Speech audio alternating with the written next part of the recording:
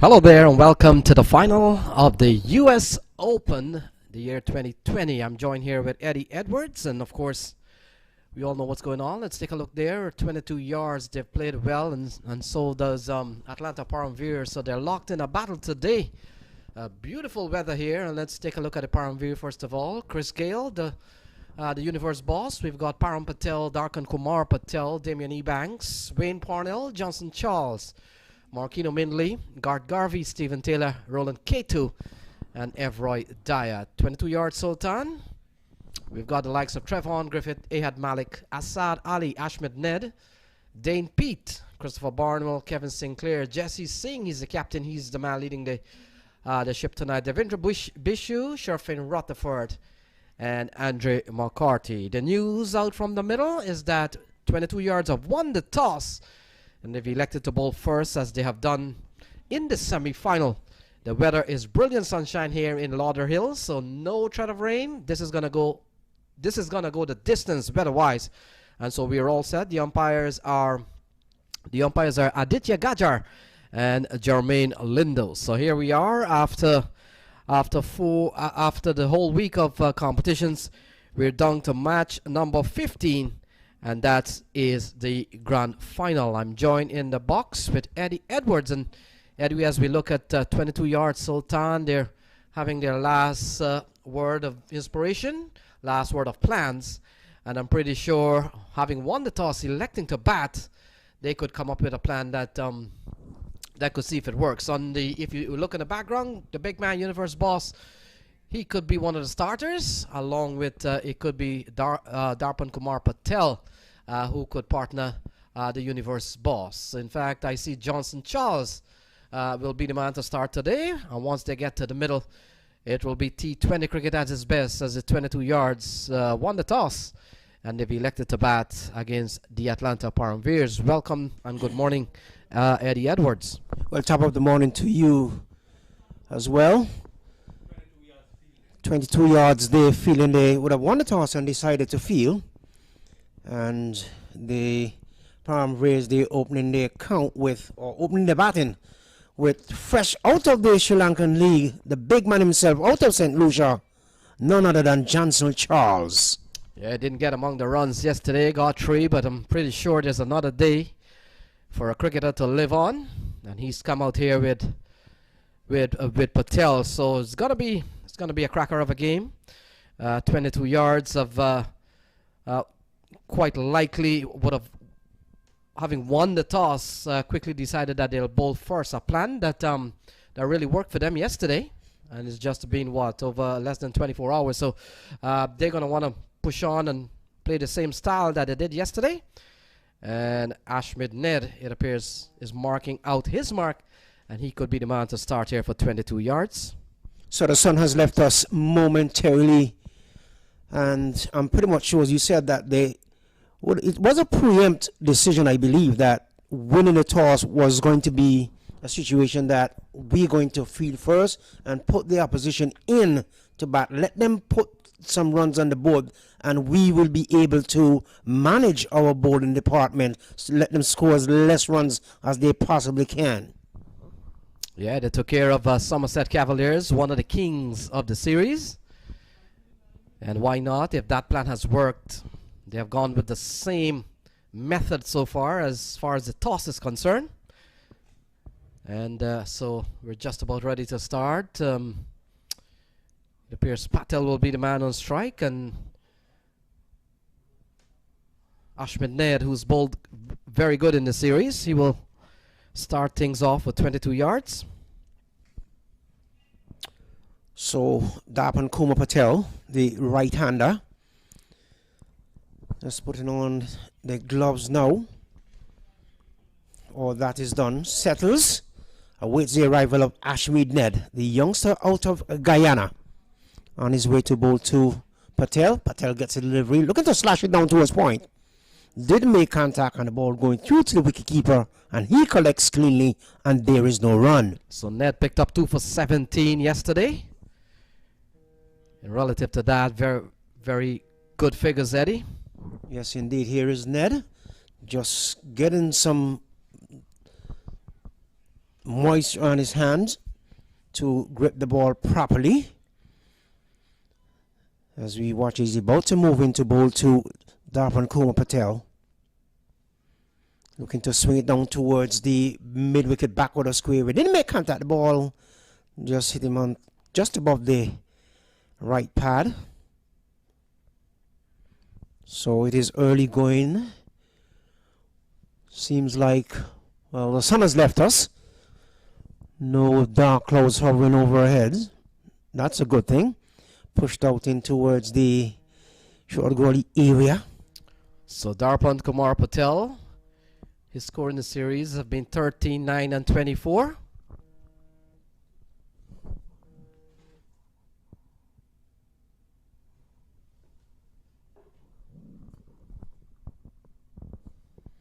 This one is played back along the track.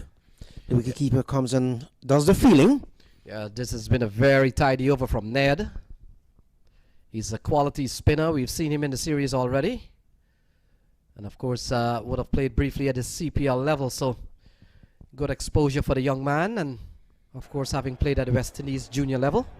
So, great talent there on his way now to bowl to Patel. Patel looking to sweep it down towards backward square. Let's see if he got an edge. The ball coming down below the squarer's boot here. They're coming back for, well, that's all it will be there. So, it is 2 runs.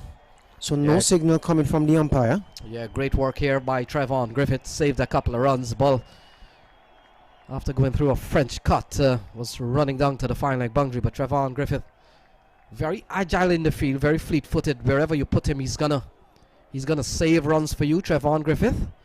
He's certainly one of the live wire of the 22 yards. So we know in T20 cricket or any cricket, every run save is a less run to reply to, Eddie Edwards. Yes, indeed, it is. And as we watch Ashmead Ned on the far end, left arm over the wicket. And he's bowling.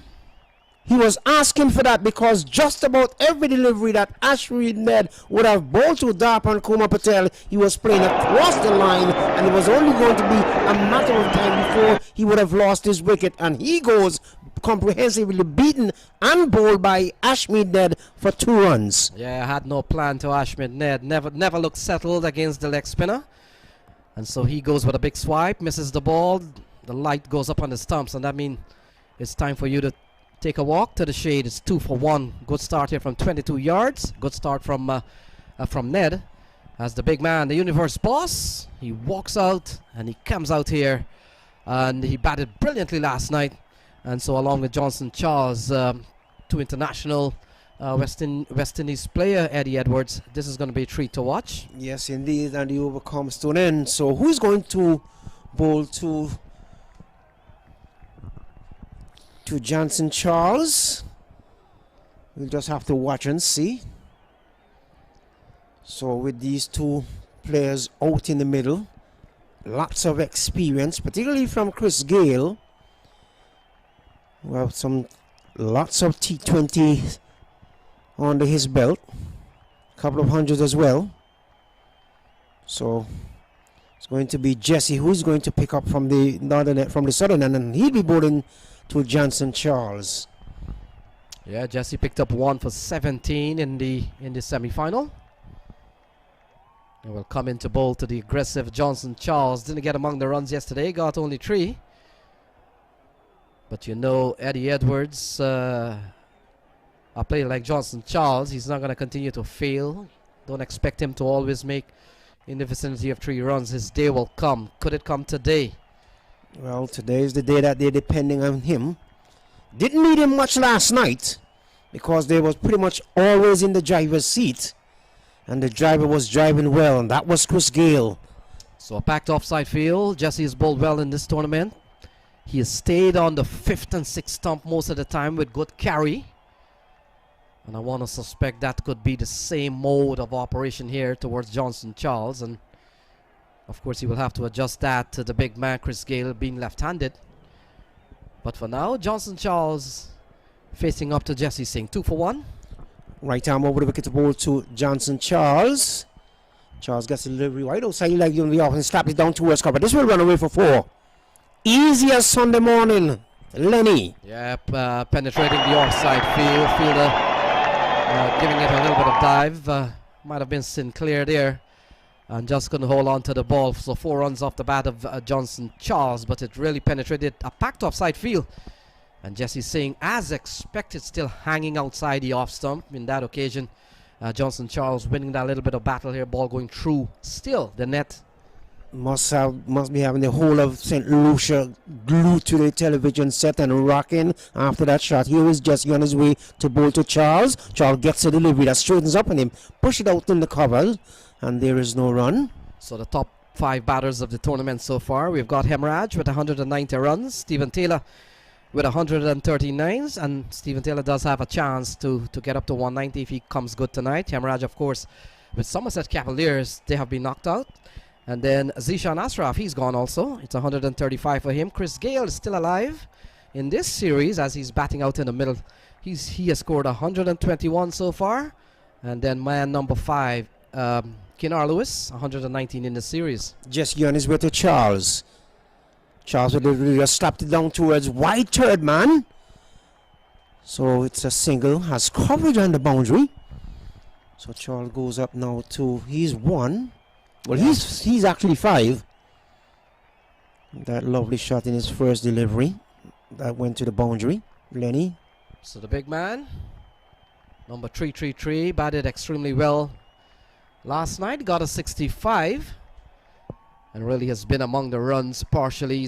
He got 39 in the first game, got 17 in the second game, and got 65. He's 4th on the most runs of the season so far, 121 behind Hemorrhage, Taylor, Ashraf. Here is Jesse from the southern end on his way now to Christopher Gale. Turns it off the pads, gets a single. The return came in at the non-striker's end, trying to surprise Gale. So Jesse Singh is gone for 6 in the over. He's a quality bowler, Jesse Singh. He's the captain. And over the years, in the last 4 or 5 years, Jesse Singh bowling has developed pretty nicely. And these days, he's part of the U.S. pace department. Jesse on his way now to bowl to Johnson Charles, the right hand out of St. Lucia. Slapped it down towards third man again. Third man is wide and gets a single. So good start here from the Atlanta Param Veers with 7 runs on the board in the first one. First ball of this over would have gone for 4 through the offside. So relative to that, Johnson Charles and Chris Gale, they put 9 on the board so far. We've seen the departure of Darkan Kumar Patel for a couple of runs. Never had a clue as Ashmed Ned bowled a brilliant first over to start. Was a nice Christmas gift. Early Christmas gift, I might add. Jesse Singh on his way now to bowl to Gale. Gale gets a nasty delivery, a Yorker land delivery, and he does it out there, Lenny, with great deal of patience too. Yeah, good bowling here from Jesse Singh. The over's gone for 7. But considering the first ball went for 4, nothing of substance happened to the other 5. If I might add, Jesse Singh on his way now to bowl to Gale. Gale gets a nasty delivery, a Yorker land delivery. That was a nasty one too. It's 9 for 1. So after winning the toss and inviting the Atlanta Palm Veers to bat, they are 9 for the loss of 1 wicket. Over number 2 has just completed. Christopher Gale is on 1. Johnson Charles is on 6. That's the latest score here from the Central Broad Regional Park.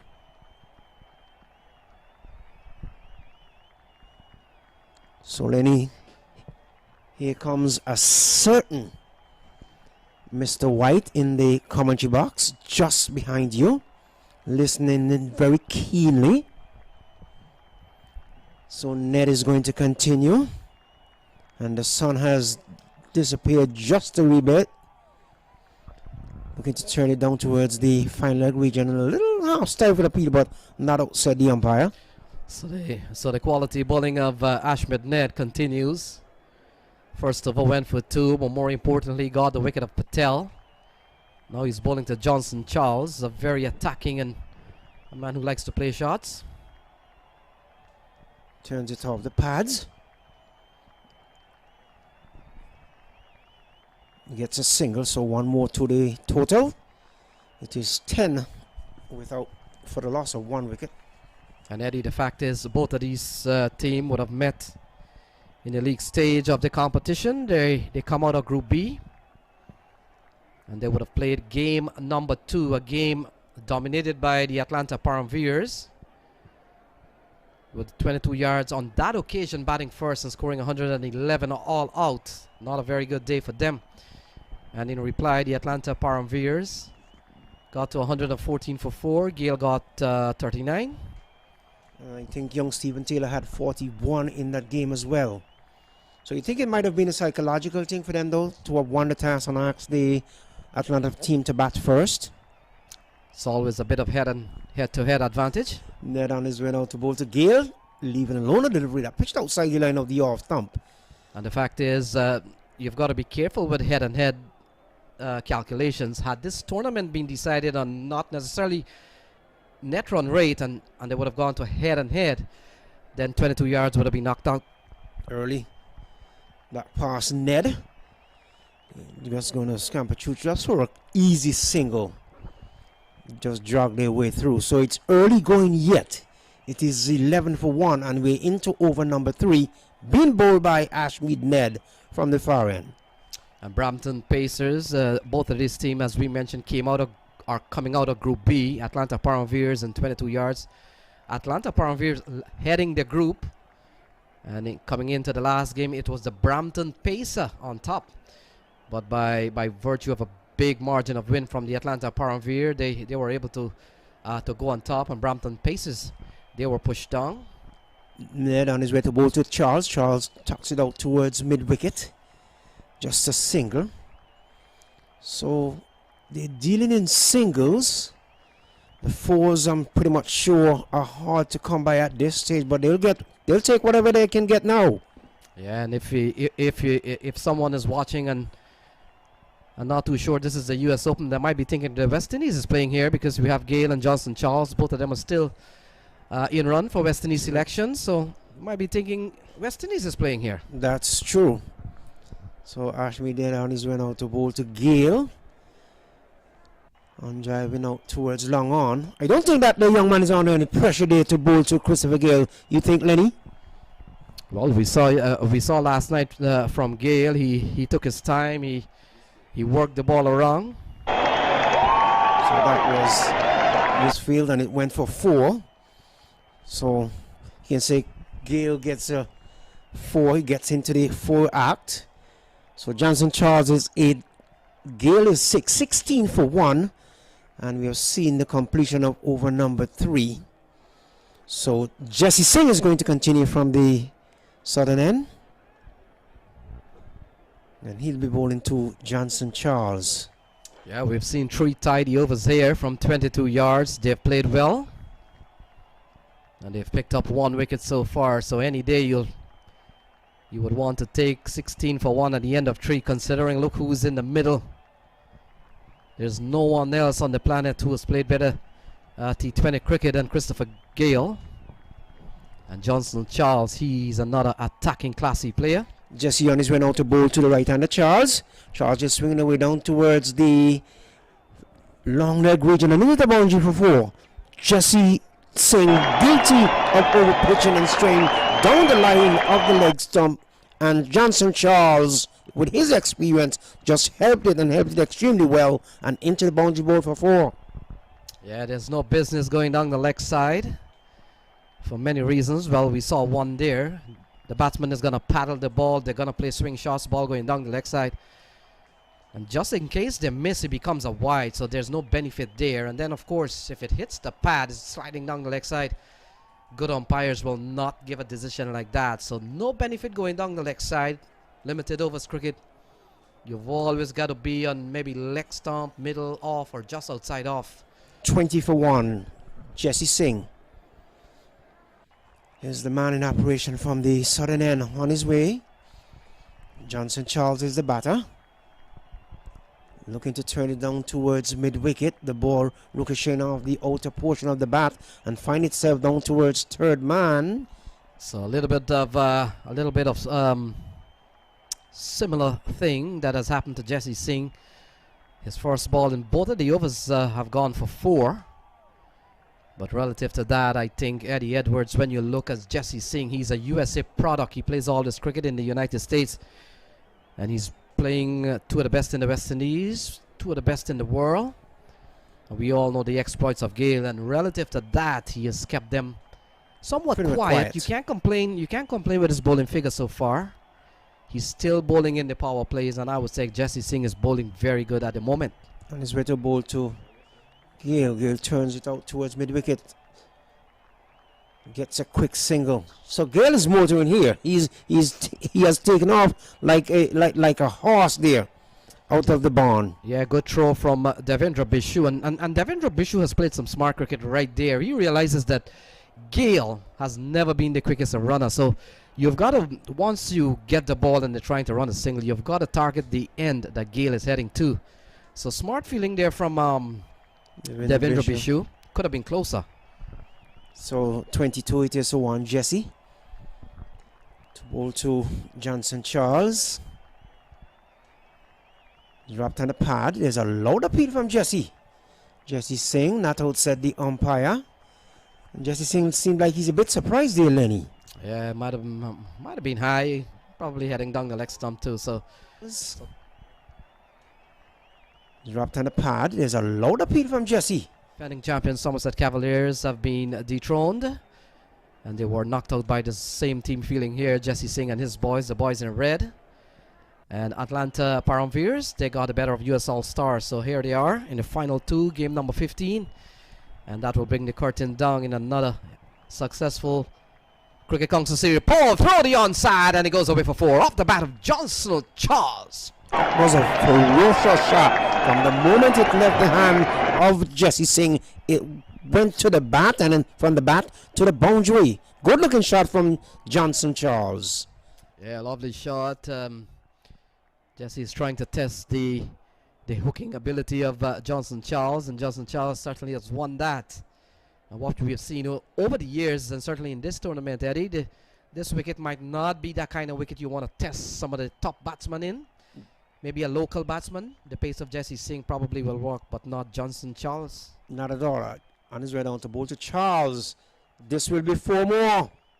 So all of a sudden, the little man out of St. Lucia is dealing in 4s all along the ground. 2 consecutive 4s now of this over from Jesse Singh. Yeah, Jesse Singh has given away quite a few in this over. He's now gone for 21 in a couple of overs, so he's been expensive. And the first part of the over, the former part of the over, started pretty well, but towards the end things have fell away. We see a pull through the onside, and now we see a shot towards the backward square area. So a couple of 4s here for Johnson Charles.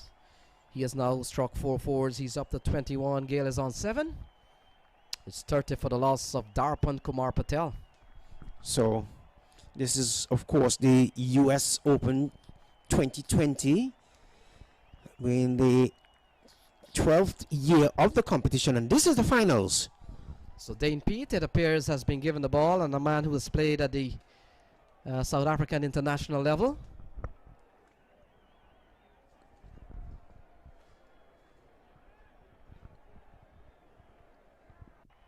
So with 30 for 1, he comes into the attack. And he'll be bowling to Christopher Gale. On his way to bowl to Gale. And this will go away for 6. Very easily done there by Chris Gale. The umpire raises both hands in the air, signaling 6. So Chris Gale, 13. That was a lovely shot. Yeah, that's the first 6 of the match. It comes from the big man himself. To Gale. And this will go away for 6. Very easily done there by Chris Gale. The umpire raises both hands in the air, signaling as an off spinner here to spin away from Gale. And throw the offside again. 1 bounce, and that's 4 more runs. So 4 more runs to the big man. It's 40 on the board. Crazy stuff out in the middle from Christopher Gale. You can't afford to bowl Gale there with so much room. And the width was there as well. He just stretched forward maybe an inch or so and just slapped it 1 bounce into the boundary board for 4. Previous delivery went for 6. Yeah, Dane Pete, while he would have played international cricket, he looked ordinary in this tournament, and he's gone for 10 and 2 balls. Not good here for 22 yards. Well, Param Veers will be quite happy with the way Chris Gayle has performed in this tournament. He batted out of character last night. Not often do you see Gayle stick around for so long, but he and Stephen Taylor was able to put a 81-run partnership yesterday and got them through to where they are. Into the finals, and that was the whole reason for him to bat pretty much deep down in the order, so to speak, because he wanted to make sure that they get into the finals. Pete on his way out to bowl to Gayle. Gayle pushing it forward into the covers. Comes across and knocks it down. Yes, Ed, but if you followed Chris Gayle in the last year or so, he has adopted a different approach to batting. It's not only slash and bang anymore. Oh, lofted into the onside. Will travel again. And it goes outside of the playing area. And another 6 off the bat of Chris Gayle. And so an over here from Dane Pete has gone for 16. So Atlanta Paramveer turning on the pressure here on 22 yards. Expensive over from Jesse Singh. And now a big one here off the bowling of Dane Pete. Not good here for 22 yards. Atlanta Paramveer soaring at the moment.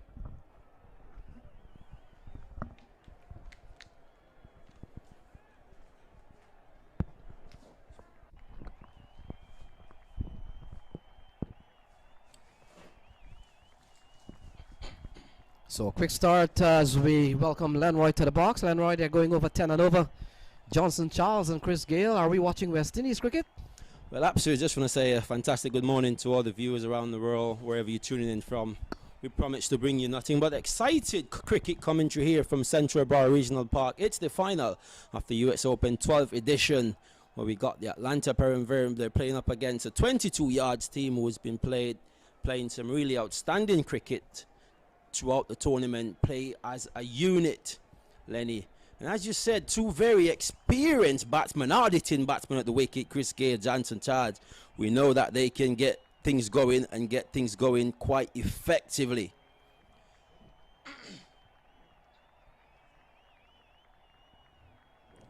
So as it is, it's going at 47 for the last of one wicket, the wicket of Patel. And we have change of bowling from our commentary box in. Kevin Sinclair. Yeah, Kevin Sinclair got 1 for 30 yesterday in the semi-final. And Gayle up to 23, got 65 and 39. His prominent scorer in the series so far. So the big man, he's come here to play. And as you mentioned about his approach towards T20 cricket over the last couple of years, been different. He's been absolutely with more maturity. Want to guide his team along the way. As you know, once he gets out, it could be a little bit of difficulty as he guides that one down to fine leg. 4 runs. Wonderful use of the feet. Just coming in the line, Chris Gayle, and guiding this one down to the fine leg region for 4 runs. Yes, bring up the 50 here in quick time for the Atlanta Paramveers. They're batting a 51 for 1. And a partnership of 49 between Johnson Charles and Chris Gayle. He knows the open areas of a cricket field. He's been there and he's played enough game to know where the open real estate are. Very classy candidate. He knows his cricket. He's very destructive at times once he gets going. And I'm quite sure you'll be looking at a target today, probably 160, 170, if not more, to put his team in more commanding position, because we saw yesterday a 150 can be reachable, Lenny. And so far, good comeback from Kevin Sinclair. Chris Gayle looks a very busy man and very smart cricket, just nudging this one out to short, this extra cover. Picked up a quick single. Keep the scoreboard ticking at 52 for 1. Absolutely magnificent weather here at Central Bar Regional Park. A bit overcast, very good condition for cricket. You could not ask for a better climate.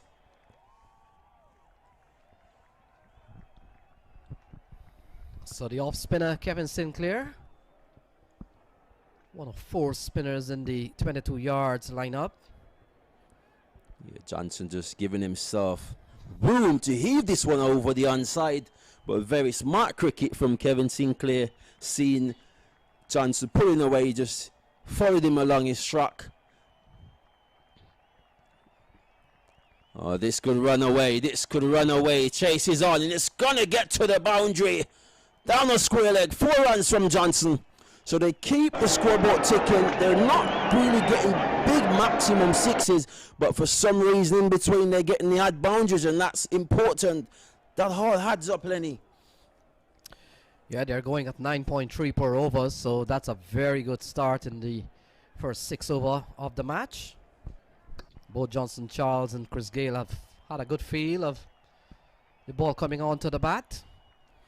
And so far we haven't seen any bowling of substance here to really restrict the batsman below 8, below 7, below 6. The only bowler, Ashmid Ned, 2 overs, no made, 1 for 9, has been quite effective. But other than that, we've seen Jesse Singh going for 21 and 2.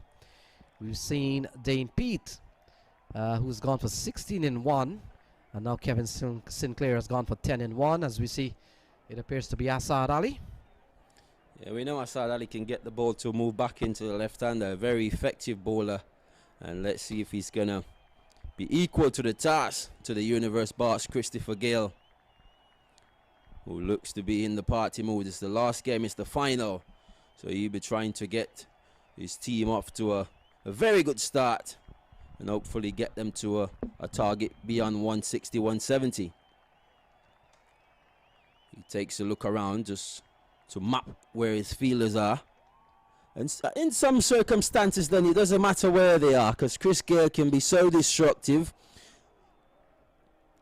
He clears the boundary most often time rather easily. Yeah, sure, he's picked up a couple of 6s already. 2 6s and 3 4s for Gayle. Now, Lenroy, you were mentioning 160, 170, 160 and 170 is on the high part of this ground. The average score in the ground has been like 135, 145, around that area. And what we've seen in the series so far, once you get up to possibly 150, is gonna be a competitive total. Absolutely, the track has been playing pretty decent as well. But as you mentioned, past score is 135, 140. Gayle punches down too long off. Should get a single quite easily. And the fact is, one of the reasons I think that the par score was kept a little bit low, what we saw in the league stages, we saw when the weaker teams won the toss, they batted quickly. They batted first, so that prevented the likes of the Atlanta Param Veers and 22 yards to really bat first and put up maybe better than 140, better than 135. But that's the way the things are set up. Absolutely, and it does push you to, you know, what you're going to go out there to get. And as we saw a maturity of innings from Rutherford yesterday, he bat magnificently, scored somewhat 60 odd runs. Johnson cuts and down to backward point. Well done from the man out there. Moving to his left, Sinclair. Fantastic save. That would have run away for 4 if he didn't. Got hands to it. So those are the sort of effort in the field that could. Yeah, Lenroy, your bowling attack is as good as he bat magnificently. Scored somewhat 60 odd runs. Johnson cuts and down to backward point. Well done from the man out there. Moving to his left. What Englishman? 3 of them at Providence Stadium. Absolutely beautiful Providence. He goes on the onside through mid-wicket. He's thinking about 2, but we know Gayle is not the quickest of runners between the wicket. He doesn't run a lot as one would expect him to, but he doesn't need to. He plays massive shots. He can catch up to that in less than 5-6 deliveries. Yeah, so far Gayle has struck 2 6s and 3 4s. And speaking of singles, he has run 5 singles already. So relative to that, Gayle is running today. Absolutely. 5 singles from Chris Gayle is absolutely brilliant stuff, one would say. So Asad Ali from the far end. And Lenroy, you've played cricket long enough. Just the presence of Gale in the middle. That psychological pressure they put on fielding teams, because you never know. You never know what's coming. Yes, absolutely. From the moment you know that you're playing against Chris Gale tomorrow, it's already in the thought process. And the fact is, unless or until Chris Gale goes back to the hut and is dismissed, I'm telling you, 22 yards, they're not sleeping well. Absolutely, absolutely not.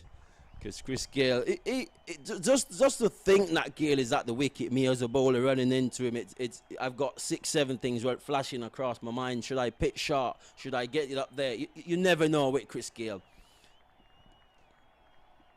Chance of charges. Did this one down to mid-wicket for another single. Asad Ali been bowling really superbly. This could be overthrow here, and rightly so. The batsman very alert enough to see it was a mistake from the fielders and capitalise on that, and the run rate has dropped significantly to 8.7. At one stage it was at 10.5. Yes, Lenroy, but still healthy enough in the early stages, and the point we were making all along, Chris Gale approach to batting in T20 cricket has really been different from, let's say, 5 or 10 years ago. He's really applied himself more. He knows he can hit the ball at any time he wants. And what we saw last night, we saw responsible batting. Spoke to Stephen Taylor. And Taylor said, you know, he was very impressed with the way Universe Boss and him approached things, and he was really inspired that he was able to take singles and work with a big man.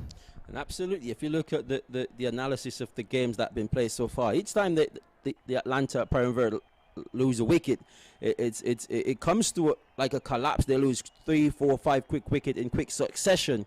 So I think Chris Gale would need to stay there, get the score up to probably 120, and then, you know, we got the likes of Stephen Taylor, who can be very explosive as well. A US batsman, Stephen Taylor, very elegant left-hander. Gale plays and misses outside the off stump. Very good stuff here from Sinclair, keeping Gale rather quiet. So the man keeping there is Ahad Malik. Man, I'll tell you an interesting thing about Malik, and as Gale is defensive. So the man keeping here, Malik, would have been drafted with the Rajasthan Royals in the early days of the IPL. In fact, the second edition of the IPL that was played in South Africa. It was 2009, and he was part of the Rajasthan Royals setup, along with other keeper Naiman Oja, who would have also played international cricket for India. The team in 2009, Rajasthan Royals, was captained by Shane Warne. If I'm not wrong, Rahul Dravid wasn't a part of that setup back in 2000, and I quite think so. But Sinclair has bowled 3 deliveries to Chris Gale and kept him pretty rather calm. But we know Johnson Charles at the other hand, he's no rookie with the bat. So big partnership on top here, 60 runs so far. And both Johnson Charles and Chris Gale, they're busy man around the world. Always a T20 tournament going on, and always would see Johnson Charles and the likes of Chris Gale on the list. This time Sinclair just straying down the leg side, waiting to see the official signal from the umpire. Signal legs by. So Sinclair is doing a phenomenal job here, Lenny, in the circumstances of the game. He's been bowling really tidily, not giving the batsman any sort of room to accelerate the arms, and that's just exactly what he needs to continue to do, as this one is worked on the onside from Johnson Charles for a single. So 4 runs off the over. So the partnership has gone up to 63, 65 for 1 at the end of 8. And Johnson Charles and Chris Gale, they batted well so far. 22 yards. Will have to find ways to get a breakthrough here or to push the scoring rate below just over 8. They're going at 8.1. Yeah, mid-table discussion among senior players. Just trying to see if they can get a strategy in terms of how to break this partnership. And so it seems as if it's going to be Ned to be brought back in the attack. And this young man, he has been really effective all tournament. Very young man, but his bowling effort shows that he's young. He's very mature in his approach.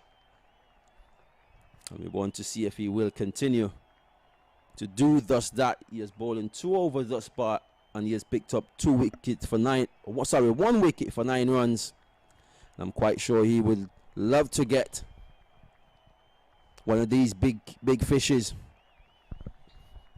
Yeah, in the meantime, Johnson Charles and Chris Gale have looked planted, they've looked solid.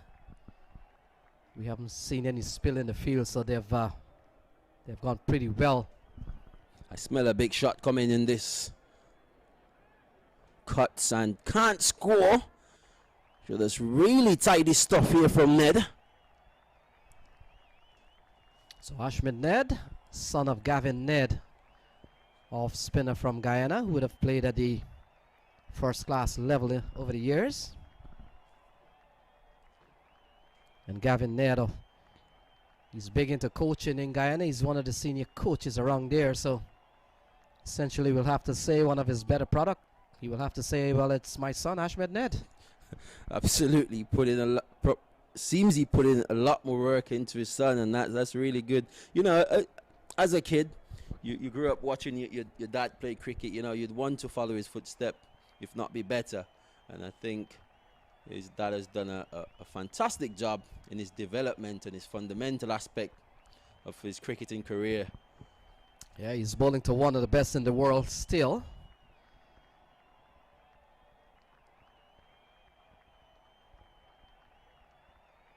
It's a bit of a change around in the field, and Chris Gale batted well so far. And Ashmed Ned, he's bowled well too. He's bowled absolutely magnificent to this just far. Chris Gale goes, and that's a long way over mid-wicket for 6. 10 rolls into the stand. Absolutely magnificent shot. Fireworks here at the Central Bar Regional Sports Park. Chris Gale to a tee. Yeah, he's gone 3 sixes now, 3 sixes and 3 fours. And that's the big man for you. And Ashmed Ned, he's bowled well too. He's bowled absolutely magnificent to this just far. Chris Gale goes, and that's a long way over mid-wicket for 6. 10 rolls into the stand. Absolutely magnificent. Contain Chris Gale and his fireworks. You know, that would be a remarkable achievement for Ned. But let's see if he's equal to the task. Chris Gale, will he go again, or will Ned come back with a superb delivery and try to cramp his style? Goes this time on the ground route out to mid-wicket. Yes, Lenroy, and young Gavin Ned, young Ashmed Ned cannot be ashamed of his spell so far against Chris Gale. We've seen many bowlers around the world, many international bowlers around the world will have sleepless night when they realize, well, we're playing Chris Gale tomorrow. The best of the best, Lenny. We have seen it. We have seen it in numerous occasions. So Ned has gone for 8 in the over so far. A big 6 from the Universe boss. And in the context of the game, Lenny, not a bad over thus far. 8 runs in T20 cricket is still really decent cricket. Make that 9. So we'll have to wait and see who will get the wicket of the big man. We saw in the earlier part of the series one being Devendra Bishu and then Mark Dial. 74 for 1 at the end of 9.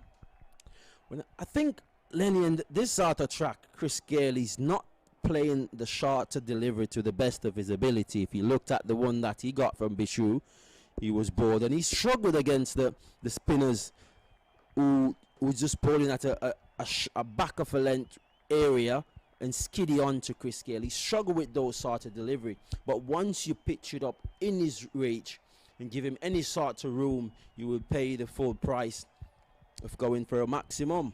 Yeah, 3 times Gale have been out in the series, one by Devendra Bishu, one by Mark Dial. Both players, of course, Devendra Bishu has played at the international level, Mark Dial has played at the CPL level, and Ali Shafiq out of Multan Sultan also got a wicket of Gale. So those are the 3 men that would have picked up the universe boss. We haven't seen the introduction yet of Devendra Bishu, and Christopher Barnwell comes into the attack. And Lenroy, that's the point I was making. While Chris Gale, the imposing figure of Chris Gale, while he is in the 22 yards there, while he's in the middle, and every over he continues to bat is going to mess with the plan of the 22 yards. They are not going to be able to plan effectively how are we going to move around things once Chris Gale is out in the middle. It's going to mess with some of the plans that they had. And absolutely, someone needs to step up to the player and say, hey, skipper, give me the ball. I'm going to get this job done and get it done quite effectively as well.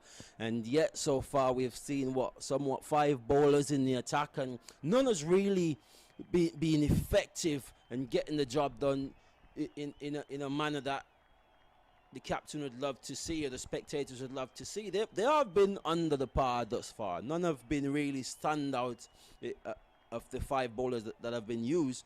So, could it be a change in Christopher Barnwell?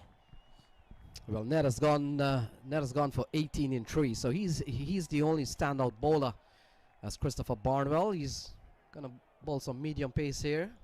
But I'm quite surprised Devendra Bishu hasn't been brought into the attack. Are they saving him for the last 8? Well, you need someone to get wicket here. I mean, the partnership continues to grow by every run. It's gone up to 74 between Gale and Johnson Charles, and Lenroy, we haven't seen any error from the batsman yet, so we haven't seen any drop catch, so they have been solidly planted so far. Yeah, absolutely. And if I was the captain, I would be thinking about getting Bishu in the attack, because we're trying to pick up wickets, because we can't afford to have these 2 batsmen getting set in a decent partnership. It could be disastrous at the end, Lenny.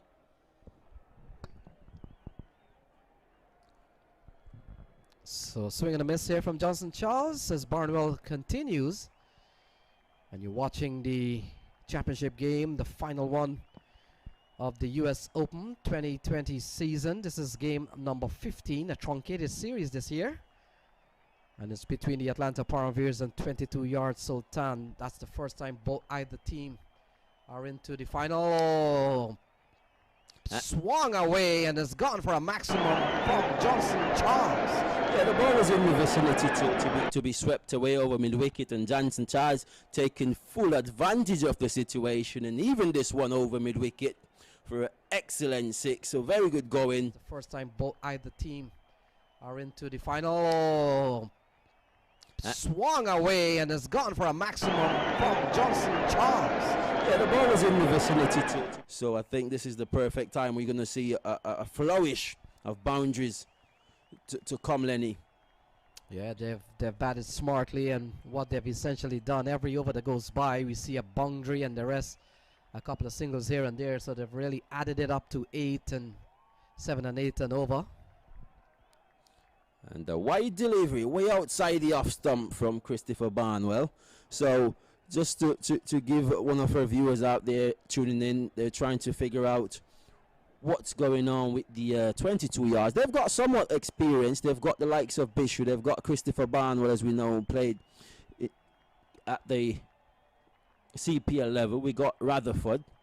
And a very good shot down the ground, but straight at the stump.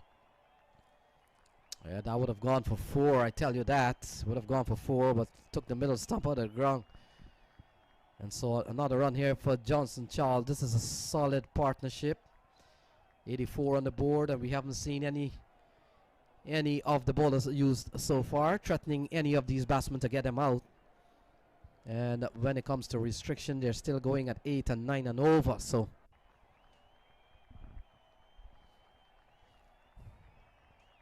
Gale plays defensively out to long off for a single, and at the end of the 10th over, it's 85 for the loss of 1 wicket. Gale is on 40 from 25.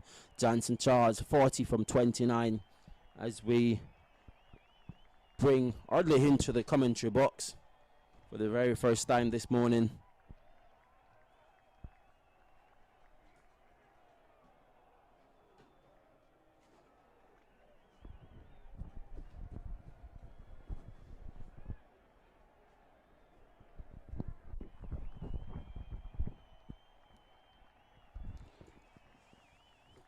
Good morning to you, Lenny, and for viewers, good morning, good afternoon, and good evening to you, wherever you are in the world.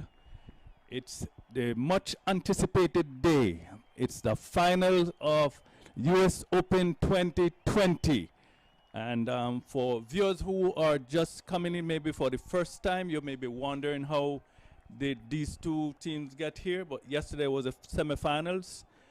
22 yards got here by beating the defending champions, Somerset Cavaliers, who made 132 for 8. In turn, they made 132 for 2, winning by 8 wickets with about over and a half to spare.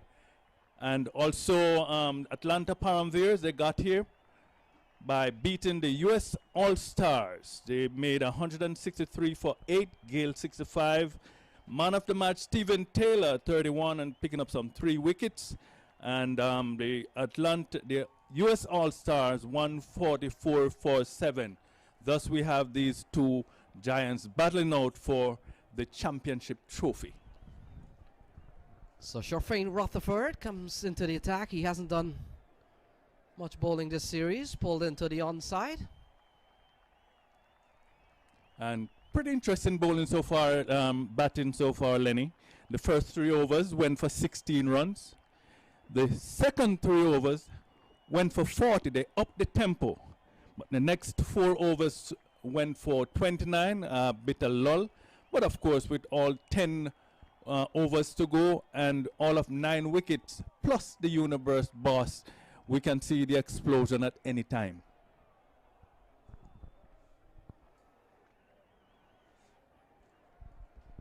So the partnership flourishes here as not a single into the onside. Sharfane Rutherford, we saw him batted extremely well last night. We haven't seen him doing a lot of bowling in the series, and one of the reasons you see him bowling here, things have not gone well for the 22 yards from a bowling standpoint. They haven't been able to penetrate a powerful batting order here for the Atlanta Param Veers. They've done so only once in 10.2 overs. Would have gotten the wicket of Darpan Kumar Patel so far. Since then, it has been Atlanta Param Veers all the way by the 2 West Indian star out in the middle, Johnson Charles and Chris Gale. But the mystery, Lenny, why no Bishu so far? That's the mystery.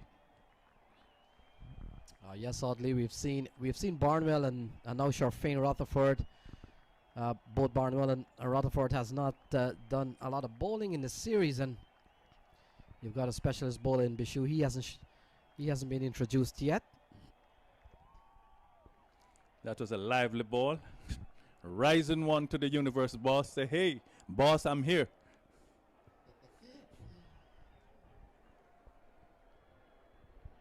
Run rate pretty healthy. 8.2.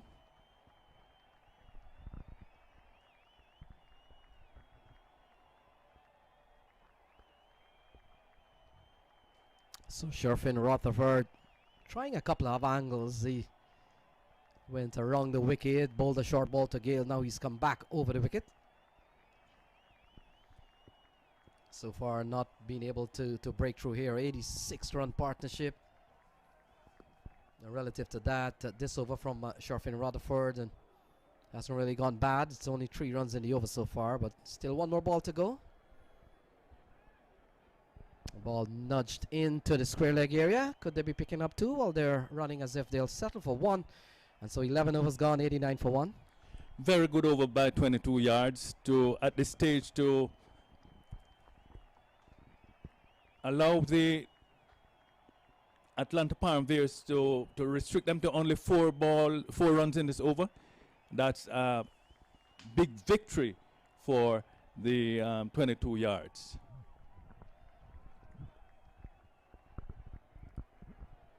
Gale is now batting on 42 from 29, and Johnson Charles 42 from 31.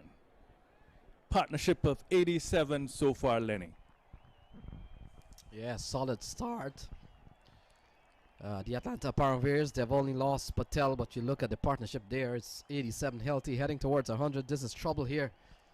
And very worrisome for 22 yards as Asad Ali gets a recall here. He comes back into the attack. Didn't bowl bad in his first over. He went for 5. So, and should one of these batters get out, we have Stephen Taylor, and he's a man informed, man of the match from his player of the match from his game yesterday. So more trouble to come. So Asad Ali it is. Oh, ball tugged into the onside. Fielder will come around. He's done well to save the boundary.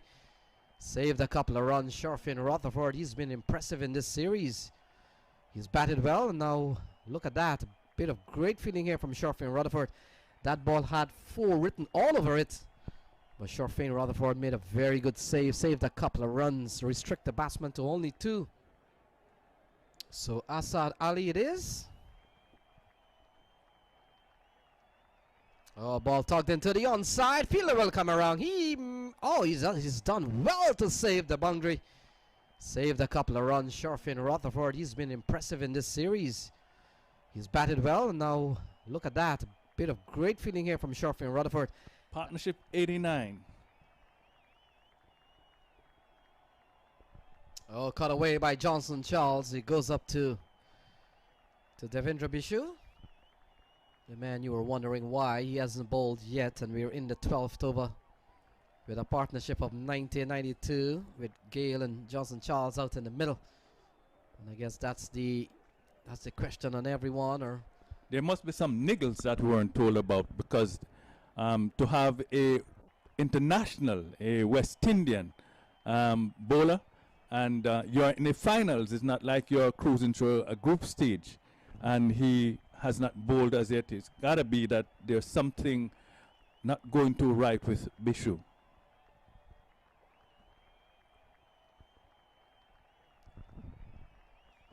yeah, Bishu in the semi-final would have gotten the wicket of Andre Russell, the big man, and got 2 for 31. So it's a bit of a mystery as the partnership continues to flourish here. It's up to 91, 93 on the board. Good penetrative bowling at the moment. As I pointed out before, the score rate, the run rate has not dropped overall, but the last 6, maybe 4 overs. Yeah, the run rate has always been hovering about 8.1, 8.2. So, but still a lot of balls remaining. We've got some 51 balls still to be bowled, and we're in the 12th over. And the imposing figure with bat in hand of that of Christopher Henry Gale, that alone will give you some sleepless nights. And that was a great delivery from Asad Ali. Moved a little across the body of Gale and misses outside the off stump and through to the keeper, but that was a great delivery. So a couple of bowlers from the 22 yards team would have made the top 5 bowler of the series so far. This is the final game, and we'll go through the top bowlers in terms of wickets taken.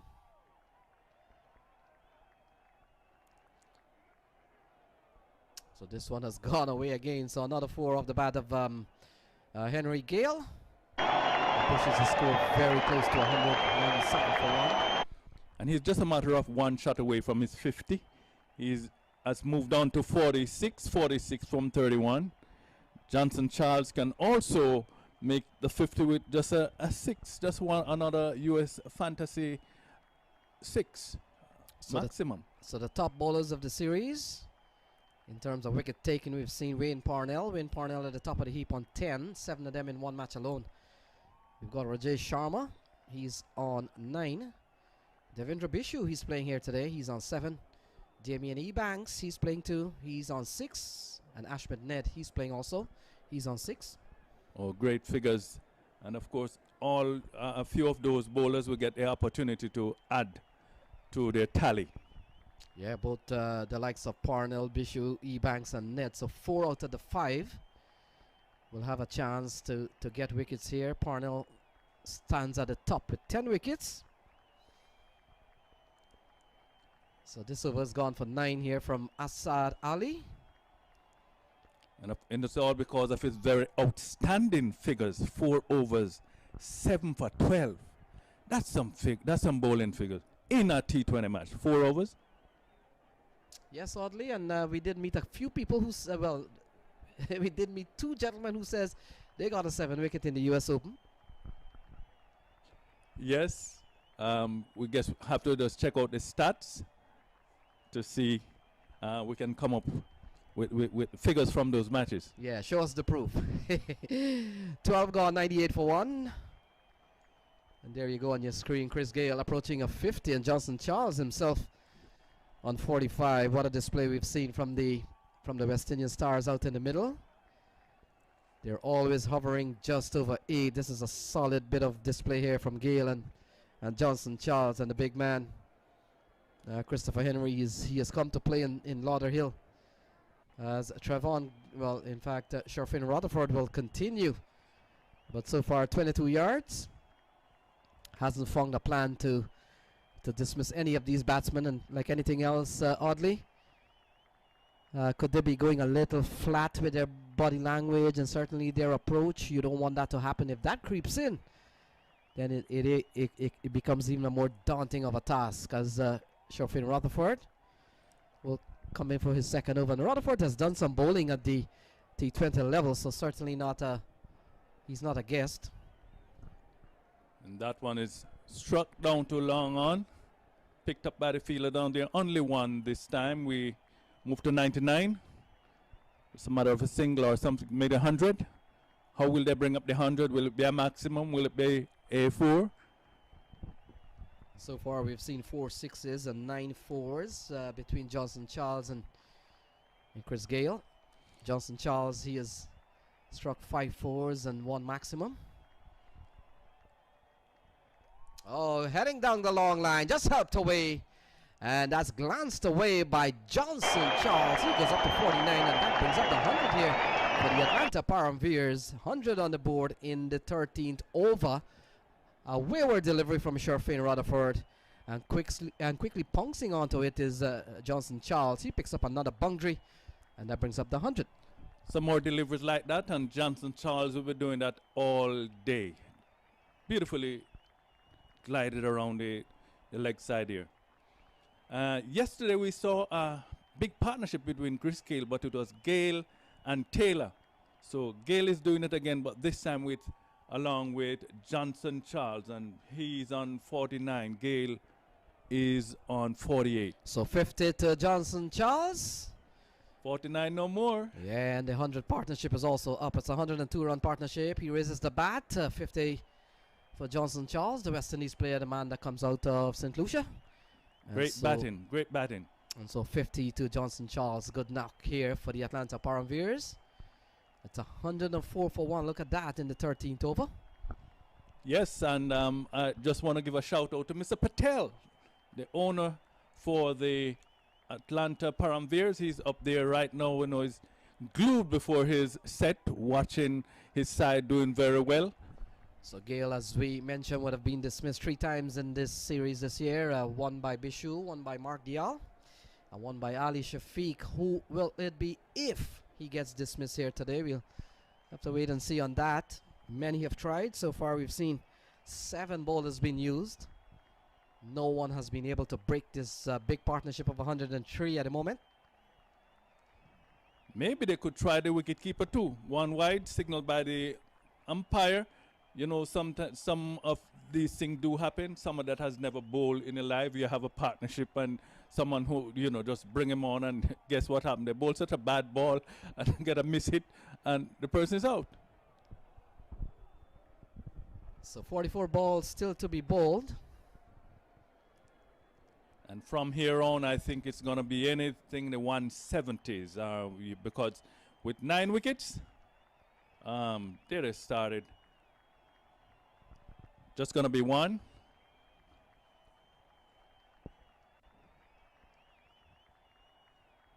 Not much wind today so far, Lenny. Not much. You can see the flag just moving a little bit, but it's a when it comes to the type of weather, it will be going in the 70s today, 78. Yeah, it's a warm day out there. It gets a little bit chillier in the night towards the evening. But so far, this has been the best weather for all the T20, all the US Open that I have participated in. Usually, sometimes it's cold, it's wet, it's, you know, everything. But this one has been magnificent weather. We had a rain delay, which I think if they were already playing, they would have just stayed on. It's just good weather, good South Florida weather. So the Atlanta Param Veers, they're coasting along nicely here. At the end of 13, they're batting at 108 for 1. And that's the latest score here from Lauderhill. And Christopher Henry Gale, he is on third. He's on 49 from 35. Mr. Johnson Charles at the other end, 51 from 37. Run rate 8.3 at the end of over number 13. And Rutherford, we wait to see who will be coming on next.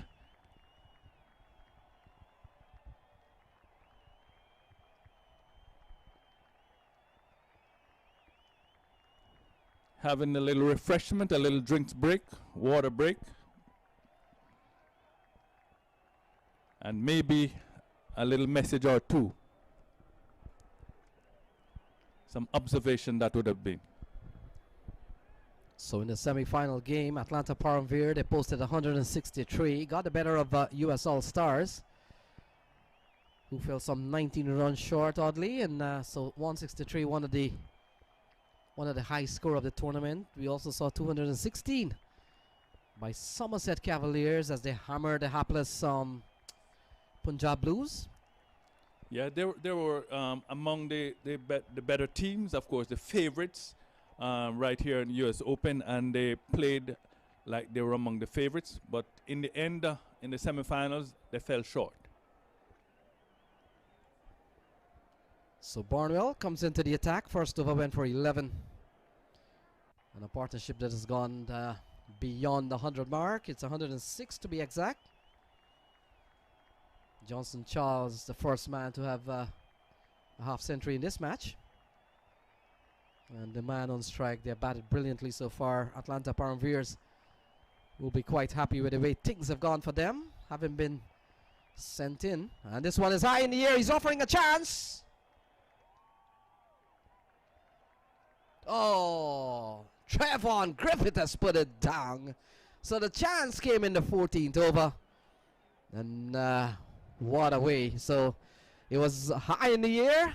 And usually Trevon Griffith is usually a reliable catcher. But not on this occasion. Johnson Charles survived. It's 109 on the board.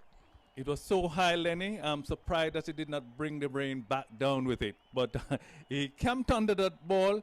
And it was going, and it came down and eventually flowed out. He was so disappointed. He was so disappointed with himself. Yeah, Trevon Griffith is a lot better catcher than that. He's one of the live wide in the 22 yards. We made that point.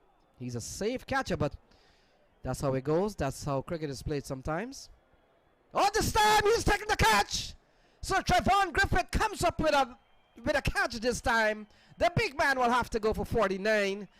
And 22 yards of struck have broken this partnership. Chris Gale goes. He falls for 49. It's 109 for 2. What a catch. Now from being a villain to a hero. He just put down Johnson Charles and was feeling very disappointment. Just imagine had he taken that catch and then put away Chris Gale. No, he would have been crowned as a hero. But very good catch. The boss, very disappointed. He was on 49. We're anticipating that 50 and the explosion beyond that. But not to worry. It's played sometimes. Oh, this time he's taking the catch. So Trevon Griffith comes up with a catch this time. The big man will have to go for 49. And 22 yards of struck have broken this partnership. Chris Gale goes. He falls into the middle. Taylor so far in the series have had score of 51, 11 and 31 just yesterday in the semi-final. And was player of the match yesterday. Yeah, very, very good catch there from Trevon Griffith, and oddly it was quite nice to know that Trevon Griffith didn't drop his shoulder during the earlier drop catch. And you know, a lot of fielders sometimes when they would have dropped a catch, they would be so upset with themselves that another one will come and they'll drop it again. But Griffith knows he would have had to pick up his game, which he did. Brilliant catch out at the short backward point area. Yeah, you just have to live in the moment. Whatever happened, just shove your shoulder. That's off, and we're going to do it again. Live in the moment. So Johnson Charles will have a new partner in Stephen Taylor. And Stephen Taylor will also have a new partner as of last night. Batted for a long period with Chris Gale, but won't be batting with the Universe boss today. He's gone. And so Johnson Charles has a new partner. Ball cut away. Is gonna race away for 4. It does so, and that's 4 runs off the bat of Johnson Charles. Too much width and short from Christopher Barnwell. And of course, it's given the treatment by Johnson Charles. Just punch him square, and it raced away over the boundary line for 4 runs. So a couple of wickets, one by Ned, one by Barnwell. And so we'll have to add Barnwell to the men that who would have dismissed Chris Gale. He joins Mark Dial, Ali Shafiq, and Devendra Bishu. And speaking of Bishu, he comes into action. And that completes over number 14. So 14 gone. It's 115 for 2. But not the action that we're looking for Bishu. He was fielding down there on the deep boundary. But still, why no Bishu? That's the mystery. At the end of 14, 115 for 2. Charles on 57 from 41. Stephen Taylor 1 from 1. And the over, last over 0, 1, a wicket, 0, 4, and 1. The run rate 8.2. And I know it's not going to stay down there with just about 6 overs to go and 8 wickets. I'm still looking for somewhere in the 160s, 170s. Yeah, the run rate has always been just over 8. 8.2 has been quite popular with the current run rate. Sharfin Rutherford will continue. And relative to the average score per over 8.2, Sharfin has gone for 7 and over. That was a good ball, but it was dealt with the right way by Johnson Charles. The bowler put his arms in the air as if, wow, how did he get that? But he played that one. They ran a single. So Somerset Cavaliers not in a final. They've been here in 2017. They've been here in 2018. They've been here in 2019. Absent this year. Would have been taken out by the team in red. Team out in the field, 22 yards. So they have broken that sequence. And the Atlanta Param Veers would have taken care of US All-Stars. Both exciting final yesterday. Top level cricket.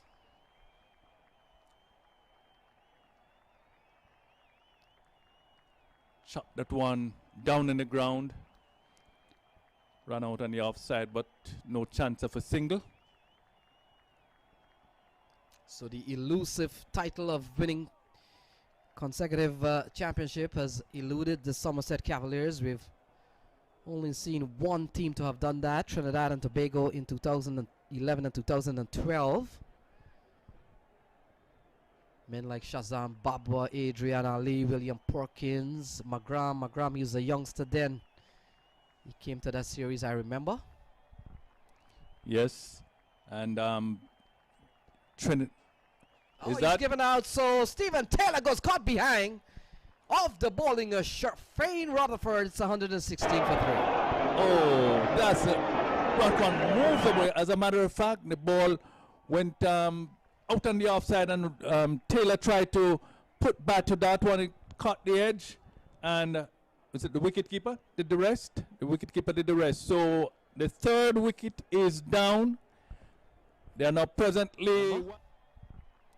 Yes, and Trinity. He's given out, so Stephen Taylor goes caught behind. Off the bowling, a Shane Rutherford. It's 116 for 3. Oh, that's what one move for all of that wicket, and they're planning strategies, I would assume, but at the moment, Param Veers I would say they would still be on top at 116 for 3 with over 5 overs to go. Just about 5.5 overs. But the 22 yards are showing their worth, indeed. But Johnson Charles is still there, 42, 58 rather from 42. So I think that the score will be still in the 160s, 170s. So 33 balls remaining. Param Patel comes to the middle. So Rutherford with 1, Barnwell with 1, and Ned with 1. The three wicket takers so far. But the fact is, Johnson Charles, a well-set batsman, is still out in the middle. Oddly, I was tempted to say that the game could play a little bit different now, but no. I'm going to still hold off on that a little bit. Johnson Charles is a well-set batsman, and he can turn the pressure on. We've seen him before at T20 level.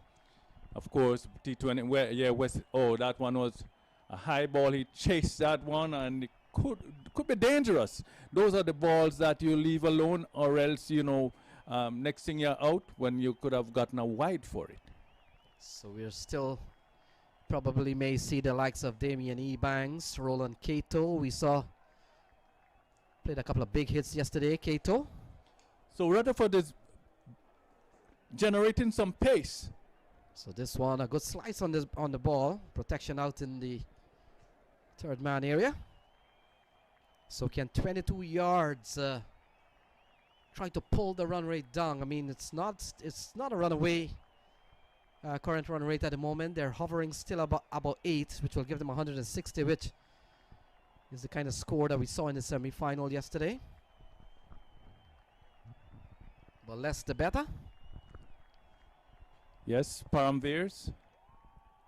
Final ball to come over number 14, number 15. Wide given by the umpire. So the man out in the middle, Param Patel, a name very similar to the team's name, Param Veers. And he is the son of the owner. The son of the owner, Mr. Patel, up there in Atlanta. Yeah, so that explains why probably the name of the team probably come one of the... Exactly, definitely. He did explain to me the name, what Param mean. It slipped me right now, but the name was given of his son. So 15 gone, it's 119 for 3, with Johnson Charles on 59 and Param Patel on 1.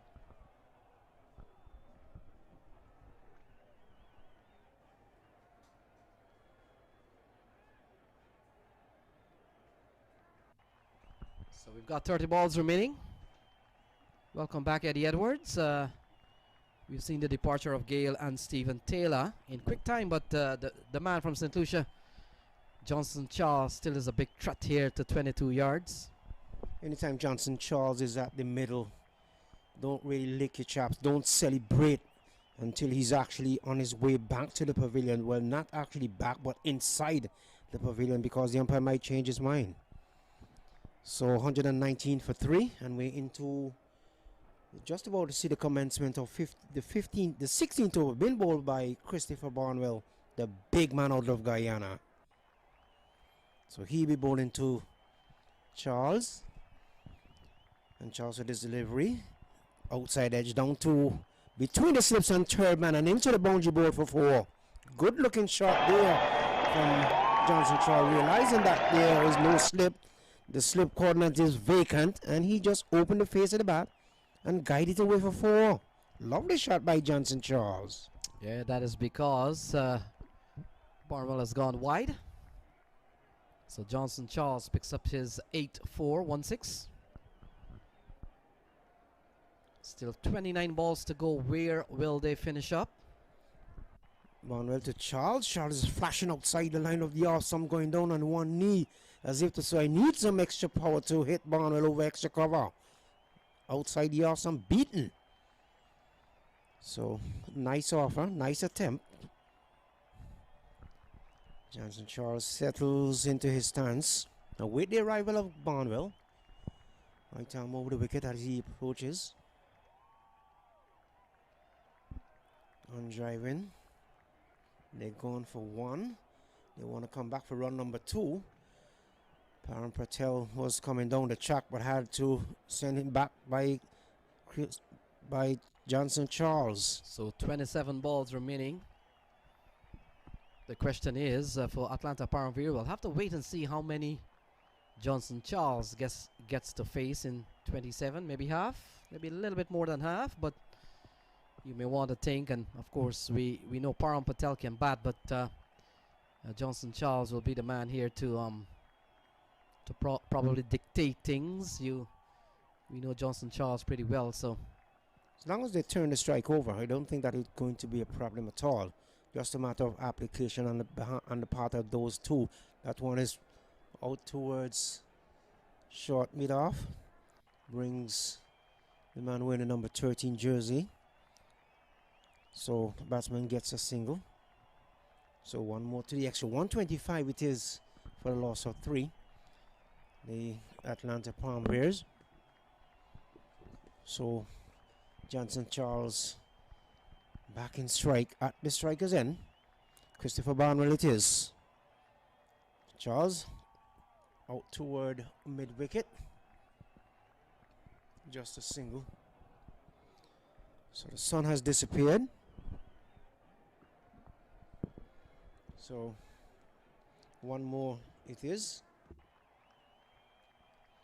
One more to Johnson Charles. He goes up to 65 from some 47 deliveries.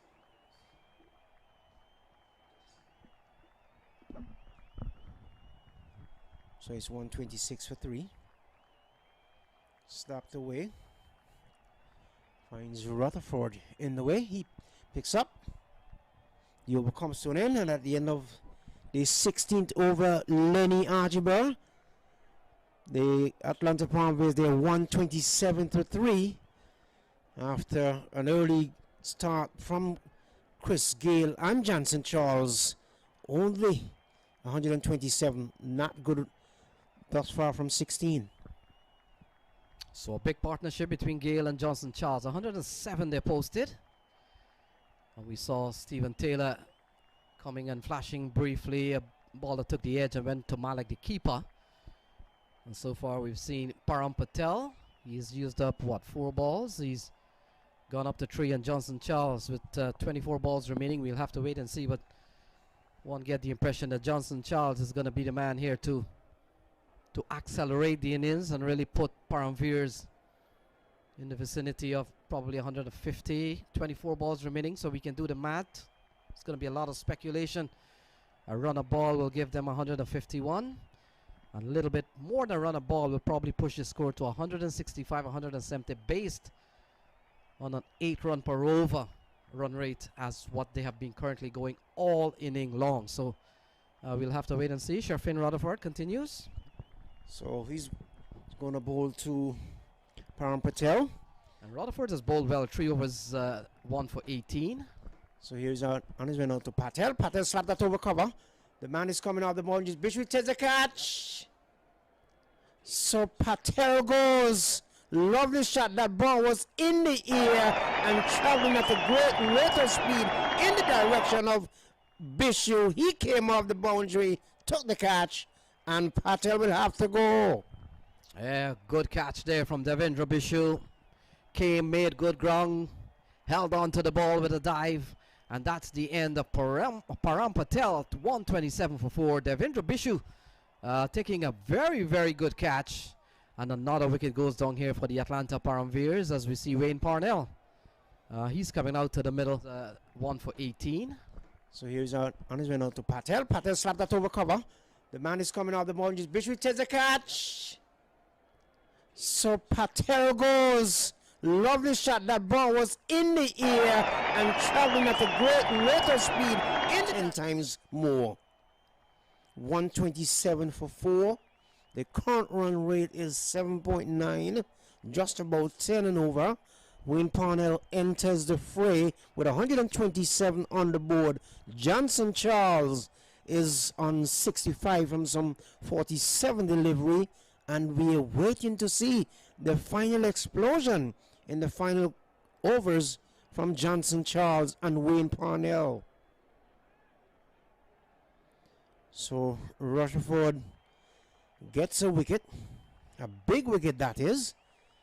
Here is he begins to move in from the northern end on his way now to bowl to Johnson Charles. Johnson Charles swing that away down towards the mid-wicket region. I mean, back of the square and into the boundary board for 4. It seems like it caught Devinder Bishop by surprise there. Yeah, another 4 off the bat of Johnson Charles. 9 fours now. Rutherford has picked up a couple of wickets. Got a wicket of Stephen Taylor and got a wicket of Param Patel. And Eddie, watch for the acceleration now. Johnson Charles has been there for some time. He's a well-set batsman. No reason not to. And with 22 balls remaining, you know he's gonna go big. Yeah, there we go towards the offside. And so this is gonna be the challenge here for 22 yards. How they can put the lid on Johnson Charles' scoring. We've got 21 balls remaining, 5 runs in the over so far, with a wicket off the first ball. So, and Wayne Parnell, he's not also an easy customer. We know these days his batting has really come on, Wayne Parnell. So, we could be in for a treat here, batting wise, with 21 balls remaining. So Wayne Parnell settles, looks around the field for a final time. See movements all around him. I think he might be a little bit scared as to all these movements behind his back there, Lenny. So he settles now and waits the arrival of Rutherford. Pulls it away.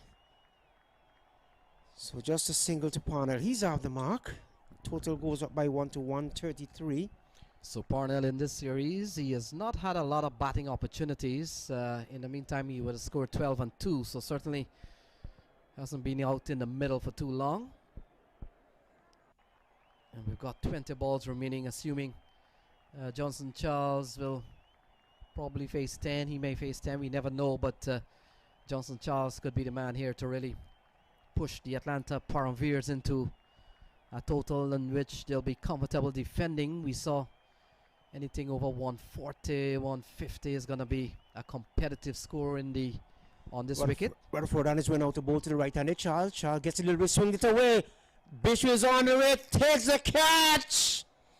So Johnson Charles go, given the authority to go ahead, open up, and in the end, perish out in the deep backwards of square position. Yeah, that's an excellent judge catch again by Devendra Bishu, and it appears that Bishu is playing as a catcher today, and he's been brilliant on that. If he's playing as a catcher, he's taking two very good catch.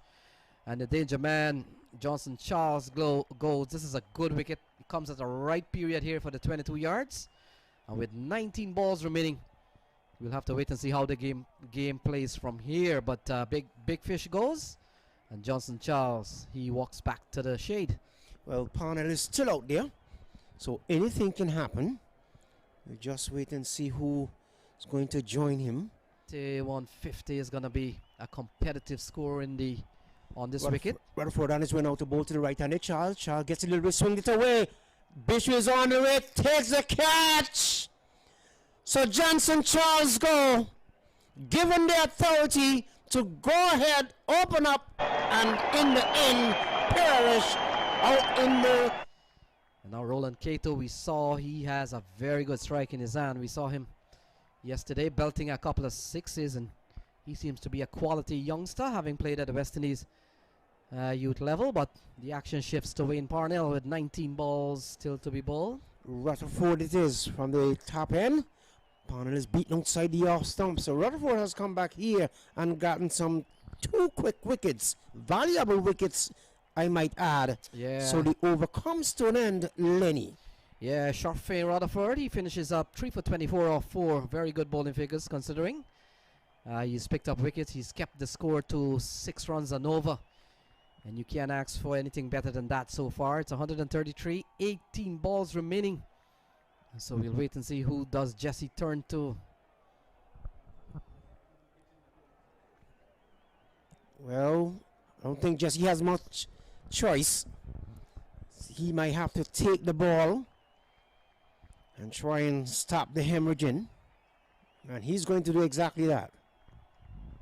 So the man Roland Cato comes from Grenada. We see him, he's a quality player. Saw a brief of him yesterday, and in the context of where the game was, I think he played very, very well. Got runs quickly in the dying stages.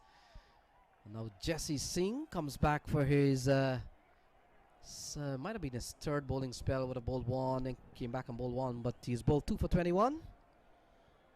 And that's 2 overs for 21. So he's been on the expensive side considering the overall average, the overall current run rate has always hovered around 8.1, 8.2. So he's gone for 10. Just want to bowl the tight spell now. Here's Singh on his way now to bowl to Cato. And Cato for this delivery swinging hard and high. This one will go out of the park for 6. Look at that. The young man Roland Cato has picked up where he left off yesterday. And the ball heading down the leg side. Big shot over square leg, and it's gone for a maximum. Good start here from Roland Cato.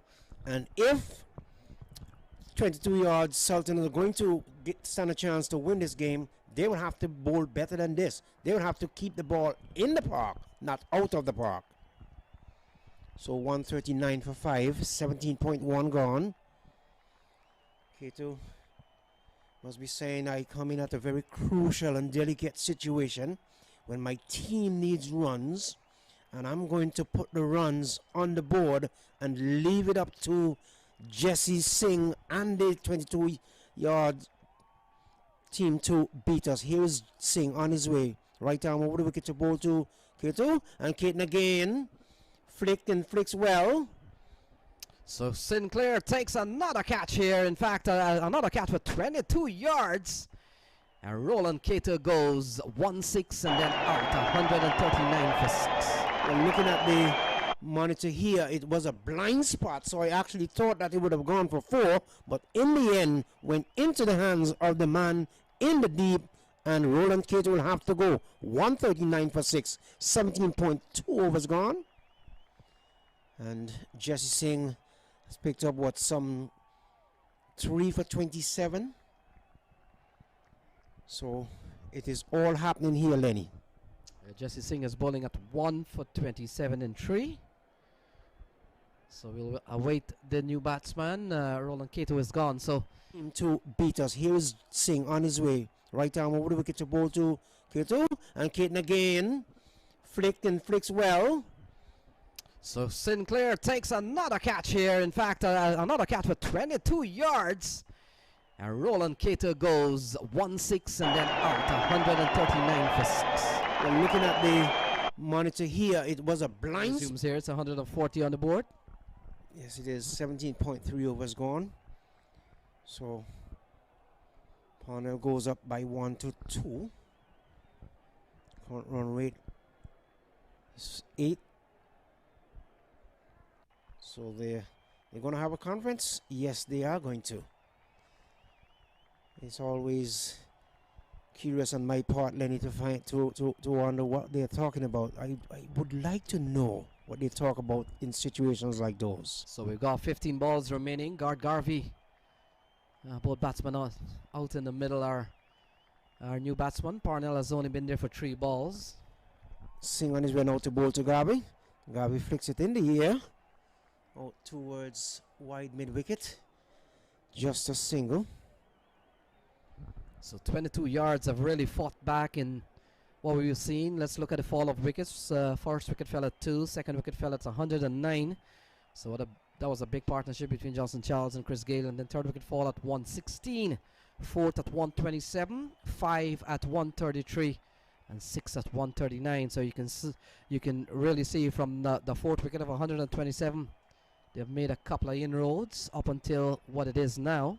Lots of inroads, I might say. Here is Jesse Singh on his way now to bowl to Parnell.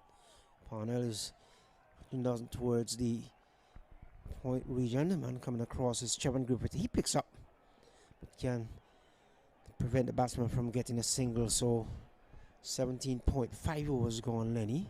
Yeah, 22 yards have made a good comeback. You look at 142 for 6 in the with 13 balls remaining. Maybe 160, 165 could be on top here. We don't know. We don't know the ability certainly of Gard Garvey and Wayne Parnell. We know both batsmen could give it a tap here and there, but 22 yards are fighting back even without the bowling of Devendra Bishu. I think he's probably injured. Turns it into the onside. Just single coming back for run number 2. No, they decided against it. So good eye coordination between these two. The over comes to an end at the end of the 18th over. The Sultan have the better, I would say, at this stage, Lenny. They have them in the throat of the hands are in the throat of the Atlanta Palm Veers cricket team. Eddie, this is still be a competitive score. With still 2 overs remaining. They could get 16, even 20 runs here. That could push it to 160, 165. We never know, but once it gets up to 150, 160, it's going to be a very good game. 22 yards will have to bat extremely well based on the conditions here and the way the wicket has gone. So the wicket is playing extremely well.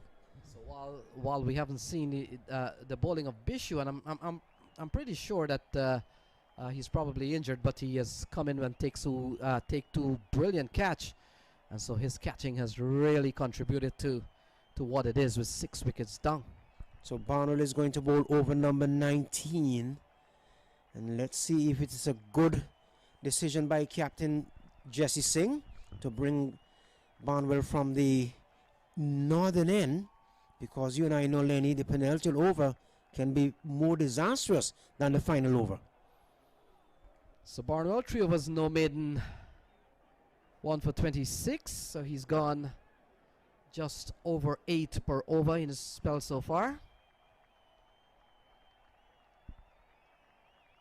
Kevin Sinclair, he's only bowled 2. Ned has 1 still remaining, but I want to suspect that they will go with the medium to fast bowler. This one is driven into the offside. Dane Pete, the former South African, runs around, restrict the batsman to only a single in the deep, and brings the equation down to 11 balls remaining. 18.1, 144 for 6. Parnell is a striker. Waiting the arrival of Parnell. But of course the field has to change over for the left-hander in Parnell. Just, taking his time going to his field position. All is well. Here's Barnwell on his way. Right arm over to bowl to Parnell. Parnell swings it away. This will go out of the ground. That's 6 runs. Good delivery here from Christopher Barnwell. Short, not with his space. That's an easy shot you're giving. Arm over to bowl to Parnell. Parnell swings it away. This will go out of the ground. That's 6 runs. They didn't want to get into they're flirting with danger. Dangerous area now, getting up into the 50s with 1.4 overs remaining. This can spell trouble. Yeah, good here for Atlanta Param Veers. They've got up to 150. Still got 10 balls remaining. Where will they end up? We saw 163 yesterday. One of the semi-final was simply enough for the US All-Stars. They fell by 19. Barnwell on the way now to bowl to Parnell. Parnell gets a Yorker length delivery. Had to come down on it. Looking at the bottom of the bat as he goes towards the non-striker's end. So Barnwell, good delivery. So one more to the total, one more to panel. 151 it is for the loss of 6. So 9 deliveries remaining. Garth Garvey. He's faced 3 balls already.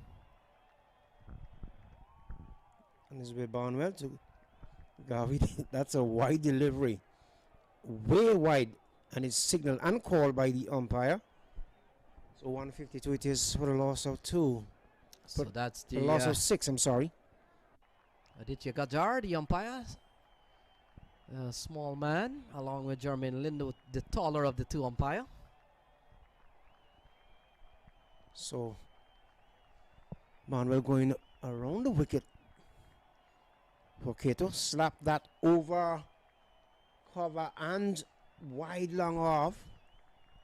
Signal comes in now from the umpire. That's 4 runs. Barnwell is leaking runs, Lenny. Yeah, another poor delivery from Barnwell, trying to go full and wide. But a good looking shot from Garth Garvey. 8 balls remaining. They've pushed on beyond 150. It's 156. So we'll have to wait and see. This over's gone for 13. Not a good one here for 22 yards. But Param Veers. Barnwell going around the wicket. For Cato, slap that over, cover and wide long off. Signal comes in now from the umpire. That's 4 runs. Barnwell in fields all kinds of directions. He's like a busy policeman in the city of Georgetown directing traffic. So the direction continues. Pulls the man some 3/4 away from the 3rd man boundary. And Cato settles just about now. Here is Barnwell on his way to bowl to Cato. Cato gets the delivery outside the line of the off stump. Slapped it down towards. So another 4 runs off the bat of Garth Garvey. Another full toss. Really offside this time. And Garth Garvey, although he had to stretch for that ball, he connected well, bat on ball, and it runs away. 17 runs in this over. Things are falling apart here for Christopher Barnwell, and 22 yards. 7 balls remaining. Look at that, it's 160 on the board. Just like I said before the over started, the penalty over can be disastrous. That can be the targeted over. We have seen it on so many occasions. Here is Barnwell on his way now to bowl to Garvey. Garvey's driving. This one will go over the fence for 6. 6 more. It is for Garvey. And Garvey's driving, and he's driving well. Yeah, this has been a disaster of an over here for 22 yards. Barnwell has been taken to the cleaners. This over hasn't gone well for 22 yards, and certainly for Barnwell. That's an over in which he was. Barnwell on his way now to bowl to Garvey. Garvey's driving. This one will go over the fence for 6. 6 more. It is for Garvey. And Garvey's driving, and he's driving well. Yeah, And asks, why? so 23 runs off that over from Barnwell. Atlanta Param Veers relishing now. They're in touching distance of maybe 180 with 6 balls remaining. And this is going to be the crucial stage. I want to watch this 20-25 runs at the end. So We've seen it before, and it's going to play out here. 166 with still 6 balls remaining. Barnwell is on strike, and I don't think he would mind giving the strike to Garth Garvey. Garth Garvey has been quite explosive. Look at that. 17 from just 6 balls. So the captain shouldering the responsibility of bowling the last over. On his way now to bowl to Parnell. And Parnell for this delivery. Slapped it down towards. Ooh. Dean Pete. That's a nasty blow there, Lenny, on the inner portion of the right knee. Let's see if that's if that is going to have any effect on him. Yes, Ed, as a cricketer, you're being told to get your body behind the ball, and body means everything from your head to your toes. So in this case, it ricochet off the knees, and when you've played long enough cricket, there's every joint of your body that is taking hit from time to time. It comes as part and parcel of the game. That is what cricket is as with the ball, it's a contact sport with the ball. It's a dangerous game. Here is Jesse Singh on his way now to bowl to Cato. Cato looking to place into Garvey looking to improvise. And let's see if contact was made. Yes, indeed, contact was made. So one more to Garvey. Takes him now to some 18. Parnell is on The ball. It's a dangerous game. Here is Jesse Singh on his way now to bowl to Keto. Keto looking to Garvey looking to improvise. And let's see if contact was made. 68, 175 here. On the cards. Possibly. It's all speculation on our part though. Let's see if it will play out. Singh on his way now to bowl to Parnell. Stop it down towards point. It goes into the boundary just about now for 4. Good looking shot by Parnell. Oh, that's a good looking shot. Finds the gap. Caught away nicely. It's 172. It appears Jesse Singh has struggled against the left-hander. He has a very good line for the right-hander, just outside off. To great effect. Well, we saw even when he was bowling to Chris Gale and a bit of Stephen. Well, he didn't bowl to Stephen Taylor, but he bowled to Gale. We saw he still hasn't worked out the best line for the left-hander. And wide and short outside the off stump is not gonna work with 3 balls left. It's not easy when you get in licks there, Lenny. Here is Singh on his way now to bowl to Parnell. Parnell gets a full toss. Yeah. Same result. Full toss wouldn't work either. So he will have to come up with a plan here. What will work so far? Short and wide doesn't work from towards Parnell. And the full toss, I know probably he's trying to go full and wide. May have gone wrong. But in the meantime, look at that. Parnell has picked up a couple of consecutive boundaries. And all of a sudden it's more than 175. So this is heading towards 180. Couple of balls remaining. And this over has gone for what? 10 runs in the over so far. 2 more remaining. So the last 2 overs been targeted by these 2. So 2 more legal deliveries left. So Jesse Singh on his way out to bowl to Parnell. Parnell sinking it and he's pulled it away down towards the back of the square region. And the batsman come back for run number 2. So 2 more to Parnell. Parnell goes on to 21. 178 it is for a loss of 6. The Param Veers. And certainly they're getting up there. Looking to score at least 180. So Lenroy joins me for the last legal delivery of the 20th over. Absolutely, it's been fantastic hitting from Garvey and Parnell. Great partnership. These two have been able to capitalise on the bad deliveries, and they've been improvising and playing some really fantastic cricket shots to all parts of the ground. Last delivery, and that's down to third man. That's 4 runs. Very good flourish to the end, and they have got way beyond a respectable total. At the start we were thinking 140, but at the back stage of the inning, some very hard hitting acceleration from Garvey and Parnell got them onto 180 for 6 heady. Fantastic cricket here. Momentum is with the Atlanta Param Veers here. Very good cricket, heady. So now they must be going off the field saying to themselves that we're not only in the driver's seat, we're driving well, we're driving the speed limit, and we cannot be stopped. We're going to come back here and we're going to put the medal, we're going to give the 22-yard Sultan Cricket Club everything that we can throw at them, even the kitchen sink. It's 182 for 6.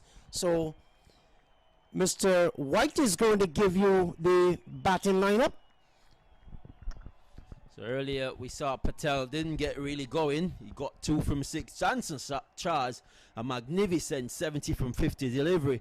And we know the universe boss Christopher Henry Gale got 49 from 36 deliveries. Stephen Taylor didn't hang around for much. He went for 1 from 3. And Param Patel got 3 from 5 as well. And Wayne Parnell, toward the end of the innings, he got to really respectable 25 from 11. Katu didn't get going, 6 from 2, and Garvey with some fantastic destructive blow at the end as well. Very respectable total of 180 for 2. The 22-yard ball in Sultan. So Ashmed Ned, 1 for 18. Jesse Singh, 1 for 47. Dane Pete, none for 16. Kevin Sinclair, none for 12.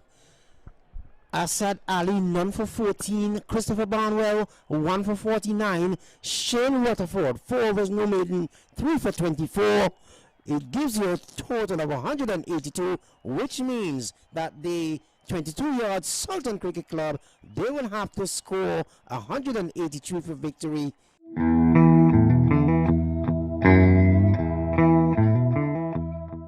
All right, so ladies and gentlemen, we want to welcome you for a special presentation from the Cricket Council USA. I'm joined by top executive of the Cricket Council USA, Mr. MAQ, the CEO of the MAQ group of companies. So I want to say welcome to everyone here. We are on the stage with some top executives who have served Cricket Council USA over the years, and they have been senior executives within the crew. The special presentation we have today, the fastest and best bowler of the tournament.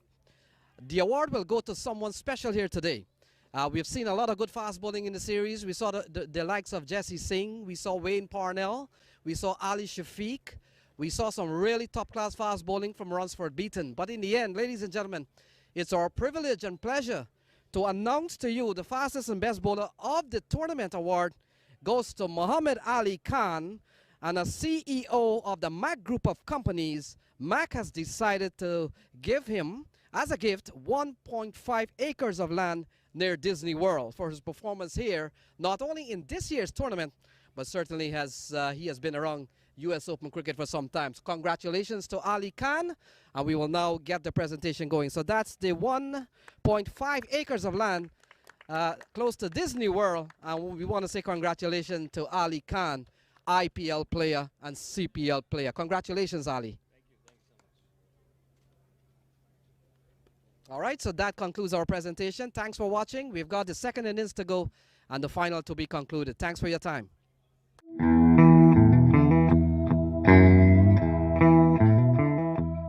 So welcome back to the reply. 183 is the target. 183 required from 120 balls.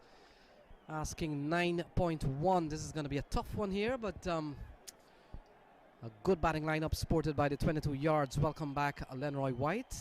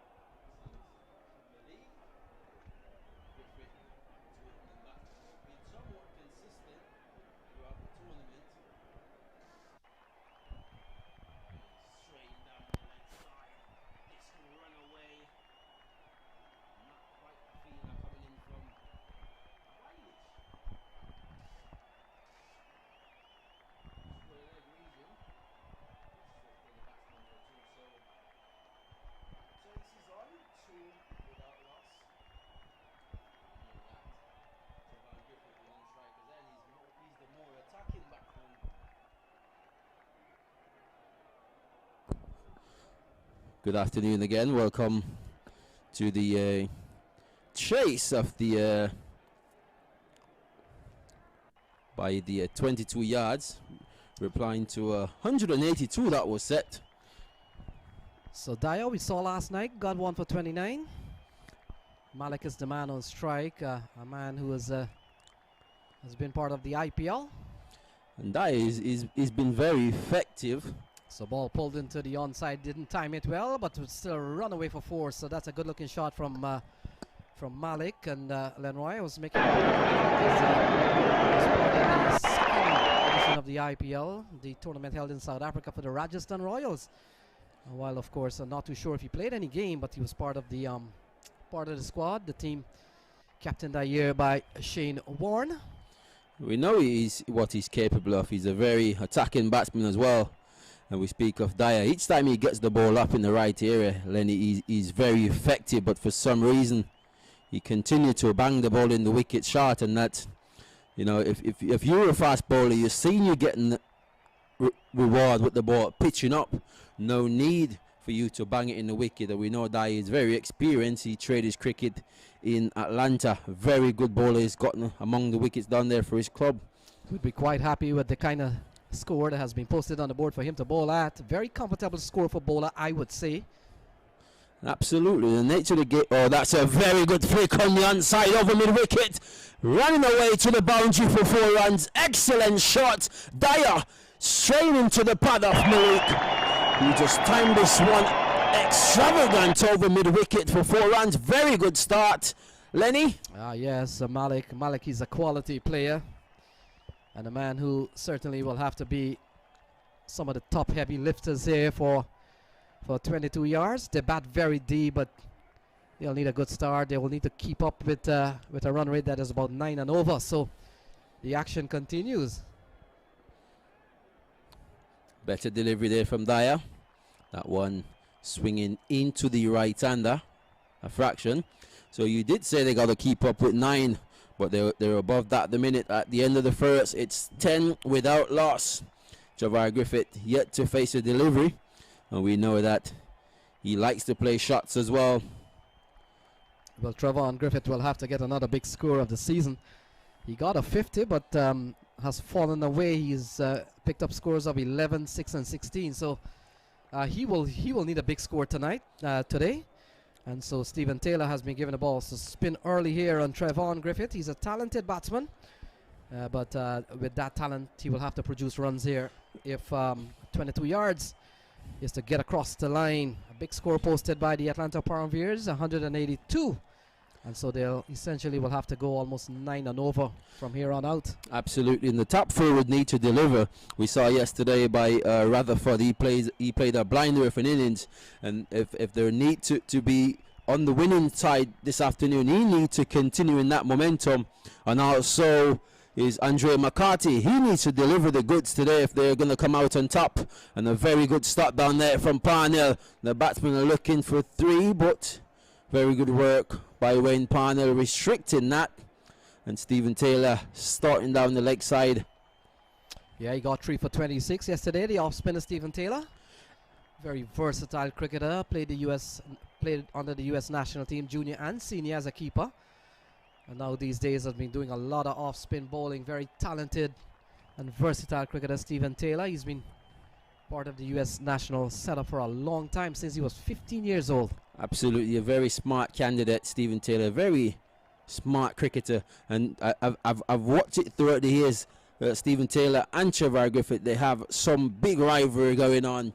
So I'm quite sure Griffiths would want to be dominant over Stephen Taylor, but I think maybe he has different plan.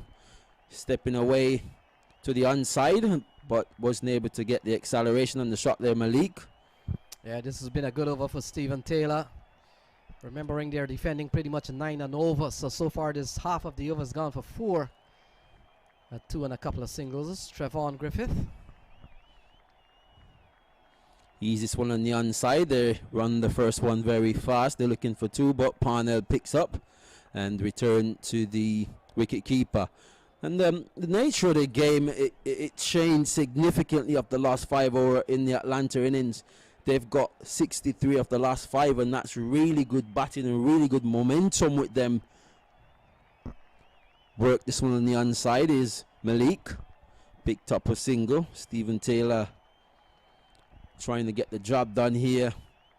Lenny. Yeah, 22 yards have gone cautious. Nothing wrong with that. They're still keeping the scoreboard ticking, so certainly nothing wrong with that. The big overs will come. The boundaries will be struck, I'm pretty sure. And so they're gone the way, and Stephen Taylor is a quality bowler. You look at this over, for example, and it has been, he hasn't given them room. He hasn't bowled it short. He hasn't bowled it wide. He's relatively been on target. And at the end of 2, it's 17 on the board. Taylor over went for 7, so well within the touching distance of what is required here, Lenroy. Yeah, very smart bowling from Taylor. Very smart cricketer, as we mentioned before. And seems if Dyer is going to continue from the West Palm Beach end. and he would need to come with something better than the first over that he did. That went for 10. He pitched the ball up and he got some movement, but he still decided to bang a few in short. Yeah, I'd reckon both Trevon Griffith and Malik would love the quicker stuff. And Trevon Griffith, he's an exciting player when he gets going. Very excited. Oh, there we go! Short and pulled into the onside. It's gone a long way, and it's gone out of the playing area of the battle. Trevon Griffith. Absolutely magnificent shot. You speak of the word excitement, and that's exactly what he did. He executed perfectly. And we speak of the bowling from Dyer. That's not the line to bowl. You need to get the ball somewhat. Griffith, he's an exciting player when he gets going. Very excited. Oh, there we go! Short and pulled into the onside. It's gone a long way, and it's gone out of the playing area of the battle. Dyer needs to get it right. So good comeback ball. Griffith does well to keep the ball down. So we've seen good fast bowling in the series. We've seen the likes of Ali Khan, who was presented with 1.5 acres of land, courtesy of MAQ and the MAQ group of companies not too long ago for his outstanding role over the years playing the US Cricket Open and one of the fastest bowler around here. That's remarkable from the CEO himself, Mr. Matt Qureshi. And you speak of fast bowler, we can't left out Wayne Parnell. Oh, and that's a very good looking shot through the cover. Didn't get enough onto it, but enough to get them two. Wayne Parnell picks up. And these two batsmen are looking quite busy and effective. There's no need for them to play negative cricket. It's all there to play it for. And attacking is the name of the game. And that's what they've been doing, executing well. And as I was mentioning before, Wayne Parnell, he got somewhat 7 wickets for 12 runs the other night. Some really magnificent pace bowling. Oh, and this time he goes again through the cover. Magnificently shot. No need to move, Griffith. Wonderful shot, Lenny. Yeah, that's a lovely shot from Griffith.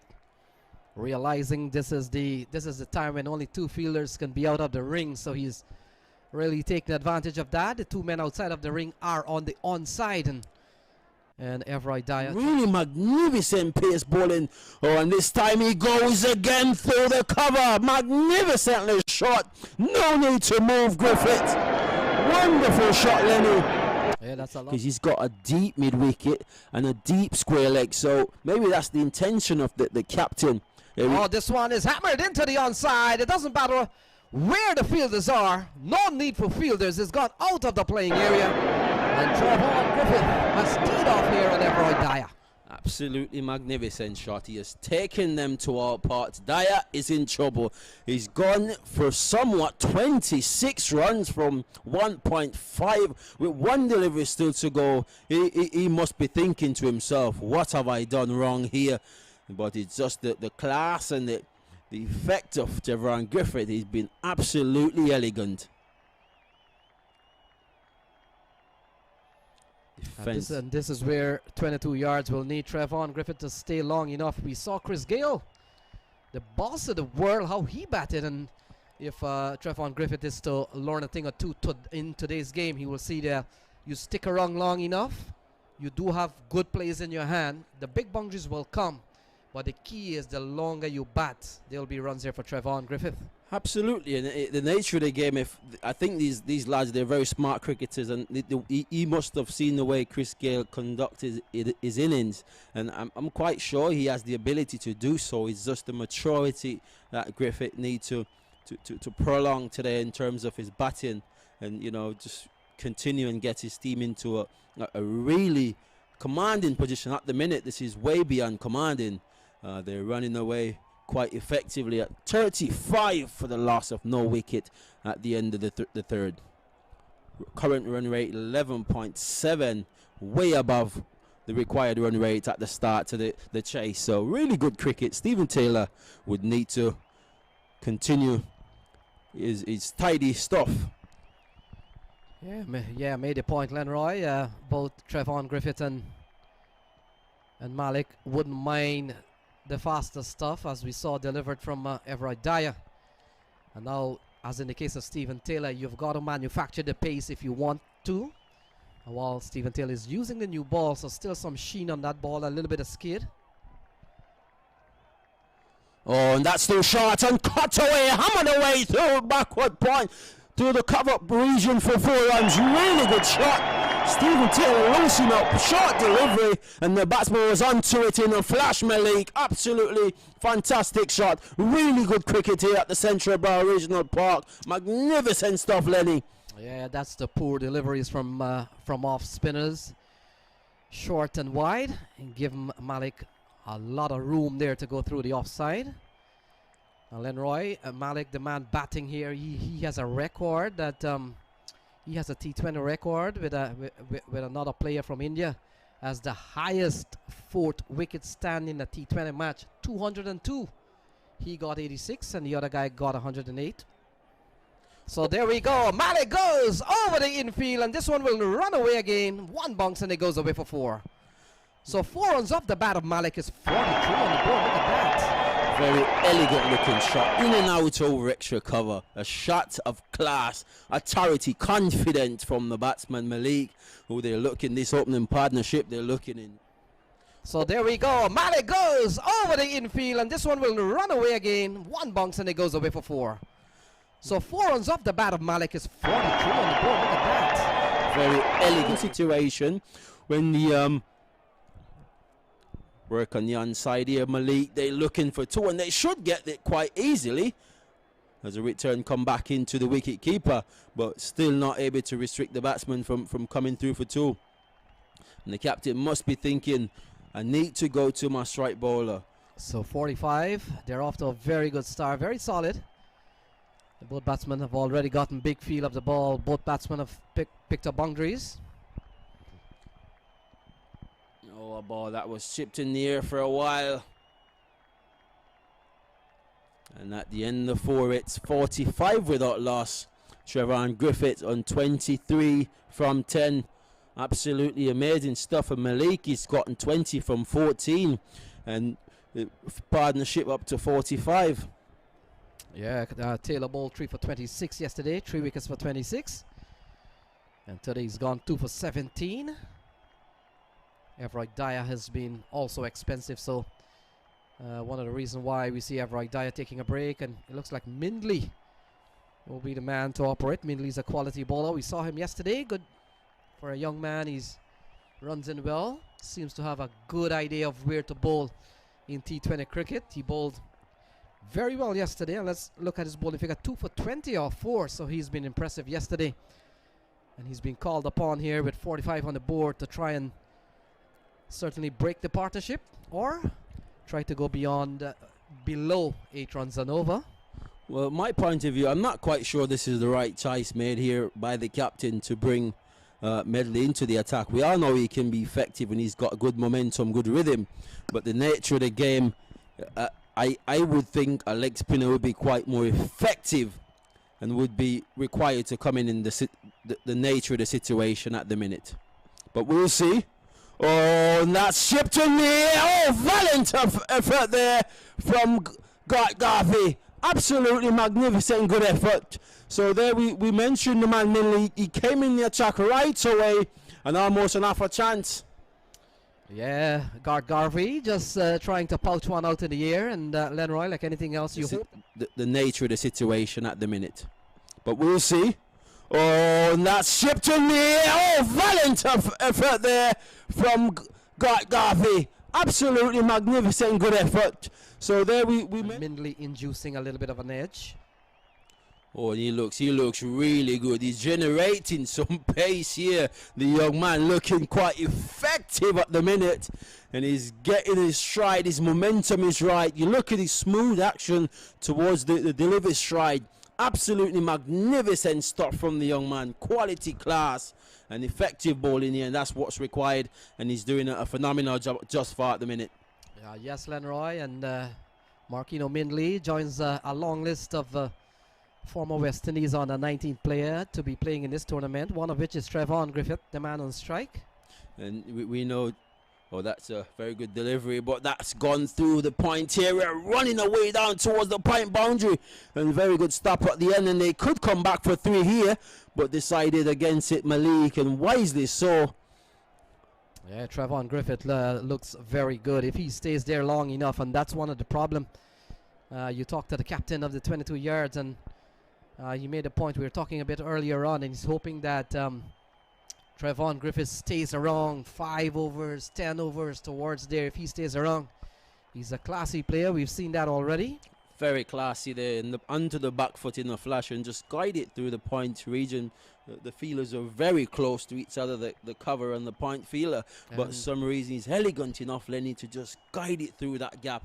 And that's what good players does, Lenny. The Virat Kohli, the Sachin Tendulkar, the Lara, such is great quality to see from this young man, and I'd love to see him carry on that momentum into hopefully an international opportunity for the West Indies for the near future to come. Yeah, well, he will have to gather all the experience he's played at the youth level, then Guyana first class, and then at the CPL level, Trevon Griffith. But we're watching Malik, who's come back into strike, and we made a mention this man is part of a record in T20 cricket. In a T20 game, he and a fella from India, Manpreet Janjua, and scored 202 for the 4th wicket. It's a record in T20 cricket. He got 86, and the other fella got 108. So he's been a part of. He's not an ordinary player, certainly, and a man that we made mention. He was one of 2 wicket keepers in the Rajasthan Royals lineup in 2009, along with Naiman Ajja, who would have gone on to play international cricket for India at one time. 50 comes up. It's in fact it's 51 on the board. Absolutely. In any circumstances, you get a partnership of 200 in a T20 game. That's beyond beautiful. And you mentioned earlier about first-class cricket by Trevon Griffith, and I think that's one of the factors in any fundamental and development of cricket, and mostly with the West Indies cricket team. You see players just bursting into the international scene. You look, they've got probably 1 or 2 first-class matches. Back in the days, you'll be playing 150 first-class matches, but still can't get into the West Indies team. And I think until we get back to that mentality, cricket in the region is going to be at a very deteriorating state. And it's just the nature of what's going on, Lenny. So they're going at 10.4, required 8.7. It looks like Wayne Parnell, 7 for 12 the other night, has been given the ball. And Lenroy, just for our audience, the presentation that you saw to Ali Khan, and that is the reason because Ali Khan is flying back to out of Florida just about any time now, so he has had to leave. So that's why the special presentation was done to him, as some real estate has been gifted to him by MAQ out of the MAQ group of companies, some real estate near Disney World. And so that's one of the reasons that presentation was done even before the big presentation later on, as Ali Khan is getting out of Florida. He has a flight to catch. Absolutely remarkable stuff, as I mentioned earlier. Remarkable stuff from Matt Qureshi. He's a very kind-hearted individual, and one would say I love the character of Ali Khan. Very humble individual. And as I make way for heading into the commentary box, the score is 52 without loss from 5. So Wayne Parnell comes into the attack here. And Parnell went for none for 23 in the semi-final game. Starts with a wide. And welcome back, Eddie. We've seen a positive start here from 22 yards. Still a long way to go, but with 53 on the board, you've got to say they've taken 182 by chunks, and this is a big chunk. Yes, they're taking advantage of the batting power play. And certainly with some 53 runs on the board, one can only assume not only they're on their way to victory, but let's see if they get there. This one is driven out into the offside. So Wayne Parnell would have played a lot more ODI than he did in Test. Handful of Tests, maybe 6, 7 or 8, and one international 60 plus ODI. A man who plies his trade in several T20 franchise league around the world. Big Blast, Pakistan Super League. Some of those, and would have been at the CPL on a couple of occasions. So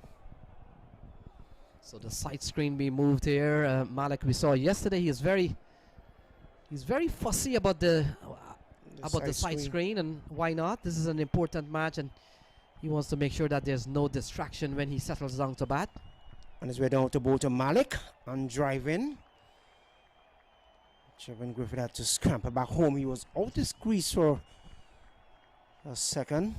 The return came in at the non-striker's end. It would have been interesting to see if that Summers would have been knocked out of the ground. What would have happened? So Parnell turns. On his way now to bowl to Malik. He's on 21. Delivery up pitched into the cover region. So they gets a single, bring Trevon Griffith into strike. Yeah, the Atlanta Param Veers would have had to do without the services of Riyad Emrit, Kari Pierre, Akil Hussein, and Magram. And so far they've held up well. They've made it to the final. They've made it to the last two, and they've posted a good score. Anything could happen. Parnell on his way now to bowl to Trevon Griffith. Griffith pushing it back into the offside. And the bat can get no run. 30 it is for Griffin. He has faced some 17 deliveries, 55 without loss. Lenny? Yeah, you look at the required rate and the current rate. That's going to be very important all through the innings. Current run rate 9.7, required 8.9. They're just about ahead of that. They haven't lost a wicket, so relative to that, they're going pretty good. Packed offside field with a couple of men outside the ring at the moment. On his way to Trevon Griffin on driving out towards the wide long on area. Just a single. So the 4s and 6s have cut down tremendously here, Lenny. Yeah, this has been a very good over from Parnell. We've only seen 4 runs off the over, so Parnell has really come into the attack here and subside the scoring rate, which pretty much was on top. The way things are, they were scoring 9 and 10 per over, so Parnell has come in and bowled an over that's gone for 4 so far. Slow them down just a bit. On his way now to bowl to Malik, and Malik with his leg flipped it away. Just a single, finds the man at the backward of square position. So Malik goes on to some 23, 18 over, some 18 deliveries, 6 overs completed. And the 22-yard Sultan Cricket Club, they're looking to score a target from a target of 183. They are 57 without loss. Griffin is on 31. Malik is on 23. That is the latest score here from the Central Broad Regional Park. So we watches now as the 7th over is about to commence. Chris Gale taking his time as usual. Going to his field, the world boss, they say. Man always wear the 333 on his back of his jersey. So Johnson Charles behind the stump. As I said early on, fresh from the Lankan League. His team won the competition as well, Lenny. So Marquino Mindley will continue. First over went well, went for 7. And we saw he bowled brilliantly last night. He's a one for the future. Eddie Edwards, 2 for 20 last night. Has a nice rhythm. Seems to have a good awareness where to bowl in T20 cricket. On his way now to bowl to Malik, and Malik slapping that over cover. This will go. Is it a 6? Just dropping inside of the boundary. And the signal comes in from the umpire. So that's a 4. 61 it is. Without loss. Malik goes now to 27. And Griffin is on 31. Yeah, they're off to a very solid start here, both Malik and Trevon Griffith. And so other batsmen to come. We've seen the likes of Andrew McCarthy playing a very good hand yesterday. And we've got the likes of Sharfane Rutherford still to come, Chris Barnwell. You're talking about hard hitters there. Guys that will take the ball out of the park in a canter and without any love. So this over so far, first ball has really gone good for 22 yards Sultan. Mainly on his way out to bowl to Malik. Malik gets the delivery, straightens up and then pushed out into the offside. And the batsman just pretty much dragged through for another single. Easy single. Yes, Eddie, 22 yards certainly means the strip that the game is played on, and we all know certainly at the top level. And here is no difference. At 22 yards, the pitch here, the ground curators and umpires are very particular. What happens on the 22 yard when the cricket is not played is a very sacred area. They don't want no one walking onto the pitch. Nothing must be done on the pitch before, and in fact, even during play, the bowler, when he delivers is asked to get off as quickly as he possibly can. Even the batsman, when he plays a shot, you got to run off the pitch. It's a very sacred area. You got to well protected area. You don't mess with the 22 yards. Pushed it out towards the offside, a single. Well, they're going to try the fielder's arm. They get it quite easily too as the return comes in at the non-striker's end. And Trevor Griffith and Malik run two very quick singles. Yeah, just coming back to that. The only thing permitted on that pitch is the ball. The only thing that should be going on that pitch is the ball. Batsman run off, bowler run off. That's it. Nothing different. Mainly on the way the ball to Griffin. Turns it into the onside. Just to the left of the bowler. So Malik now bending over in his bat now. He's been out there for a little bit, just around 6 over, so he must be a little bit winded there, Lenny. Well, this has been not a bad over here from Mindley. The first ball went for 4, but he's come back well. And so just 7 off and over that started with a boundary. So good comeback from the young man.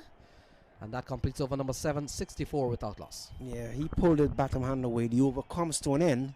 And at the end of the over, we see Trevor Griffin walking towards. Well, it seemed like he was in a little bit of a pain there with the final delivery, holding his back. Seemed like he's getting a fresh set of gloves or getting some refreshment. Yeah, Trevon has had a good day so far. Well, he spilled one chance, but thankfully the very next ball, he got the big wicket of the universe boss, Chris Gale. That was a big catch. He made a good comeback, so he's up to 31. He's up to 33 actually, Trevon Griffith. And it appears that Chris Gale gonna bowl? Looks like it. To slow things down even further. And they're already being slowed down. So he's going to be bowling to Malik. Malik is on 28 from some 20 deliveries. So 22 yards Sultan. They're chasing 183 is the target for victory. There's some 64 without loss. Malik is on 28. Trevor Griffith is on 33. That's the latest score here from the Central Broad Regional Park. Gale on his way to Malik. And Malik is bowling.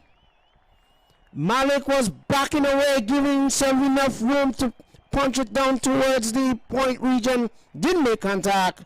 The ball cannon into the stumps. So Malik goes and Chris Gale strikes and strike big. First ball, Lenny. Yeah, the big man has come in. He has not only batted well, he's picked up the wicket of Malik. So a wicket falls, 64 for 1. And that will certainly... That's the latest score here from the Central Broad Regional Park. Gale on his way to Malik. And Malik is bowling. Malik was Griffith will have to use someone else as a partner. So Malik goes. Chris Gale strikes. Perfect bowling start to his spell. So Andrew McCarthy comes to the crease. Comes into partner Trevor Griffith. Seen he hung around a bit last night. So he's no slouch. He can really handle himself. So he'll have to have Chris Gale to contend with. So Chris Gale now is setting his field. So Malik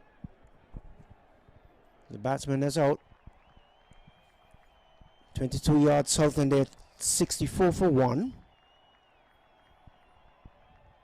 They're chasing 183 for victory. Here is Gale on his way out to bowl to McCarthy. Tosses a full toss and swings it away. Gets a single. Brings Trevor Griffith into strike. So McCarthy is off the mark immediately. Yeah, McCarthy batted splendidly well yesterday. A different scenario today. A lot more runs on the board. They've lost one. Trevon Griffith, he's still there.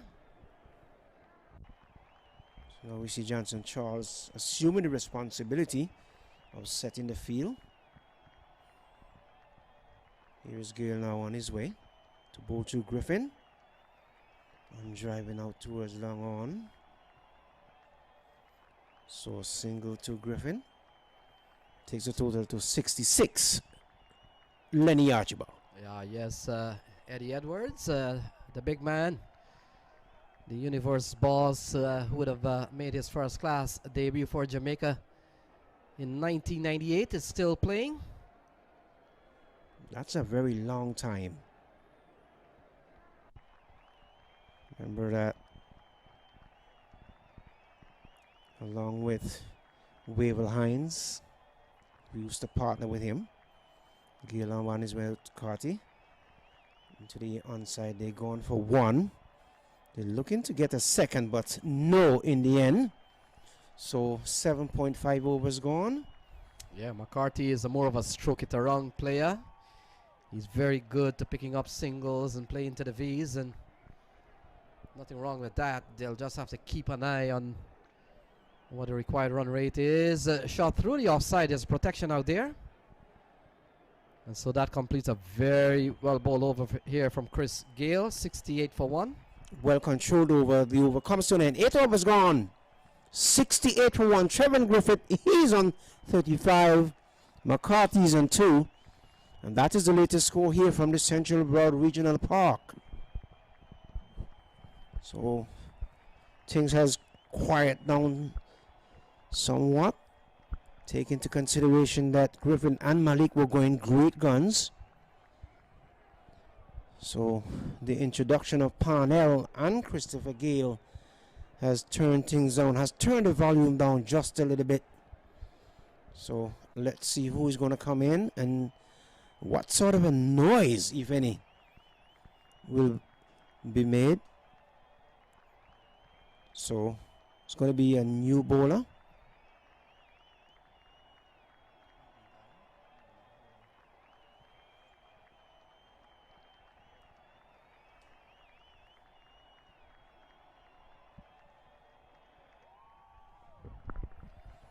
So it appears to be Evroy Dyer, sporting the 007 on his shirt, James Bond. And that's a very bad man. Let's see if Dyer can follow that trend. He is trending here. So let's see if he can follow the trend of James Bond. And he'll be bowling to Trevor Griffith, another bad guy in terms of cricket. Yeah, the required rate is has gone up slightly here from the current run rate. Outside the line of the off stump, it is a wide delivery. Signal uncalled by the umpire. So every run will count here. They've lost the wicket of Malik. First ball of the bowling of Chris Gale. And he had a contribution of some 28 runs. So can't say they didn't get a good start from him, but they wish that he would have continued.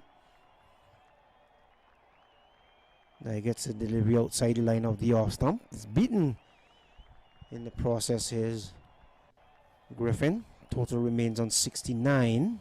So good comeback ball from Evroy Dyer. One gets the impression that that will be his line of operation just outside off. Looking to induce Griffin into playing that tap shot. Here is Dyer. Right arm over with the ball to Griffin, and Griffin improvising and pretty much a scoop shot there, Lenny, and that final result the result that he was looking for, he got it. 4 more to him. In the end, a productive shot here for Trevon Griffith. A very cheeky looking shot. Just trying to. Here is Dyer. Right arm over with the ball to Griffith, and Griffith improvising and play pretty much a scoop shot there, Lenny, and that final was on his way to bowl to the right-handed Griffin. Delivery outside the line of the off stump. Griffin was charging down the track. Perhaps he has a flight to catch back to Georgetown, Lenny. Careless looking shot. Wonder why. Still a long way to go. He's batting well and comes down the track and throwing caution to win. 73 it is for 183. 8.3 overs gone. 183 for the target. Here's Dyer, right arm.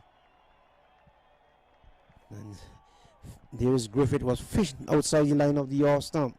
So he is gone out in the sea now, Lenny. He's looking for big fish. Yeah, a couple of good balls there from Everroy Dyer. He's kept the ball outside off. Good carry to the keeper, Johnson Charles, but seen a careless looking shot from Trevon Griffith prior to that ball. And a ball that he's trying to, he nibbled at it. Luckily, he did not get the edge, so Everroy Dyer working out Trevon Griffith. Turns it into the offside, gets a single. So perhaps the word that came from Griffin is that he's going to turn the strike over and give McCarthy to see if McCarthy can do something better, taking into consideration that Griffin has been out there from ball 1, so he must be a little bit tired now, Lenny. Yeah, we saw McCarthy yesterday playing his style that was suited for yesterday's chase. Things are a little bit different today, and McCarthy will have to pick up runs. He did that yesterday. He batted extremely well, held up one side of the 22 yards, so he'll have to form and forge a partnership here with, for now, Trevon Griffith, and if there's any other batsman to come, but they'll have to make sure that they keep on top of 8 and 9 runs and over. Indo to McCarthy, straightens up and then pushes it back along the track. The bowler field to his own bowling. So the over comes to an end, and at the end of the over, at the end of it, the 22-yard Sultans looking for 183 for victory, and after 9 overs, they are 74 for the loss of 1. Griffith is on 40. McCarthy, he's on 2. That is the latest score here from the Central Broad Regional Park.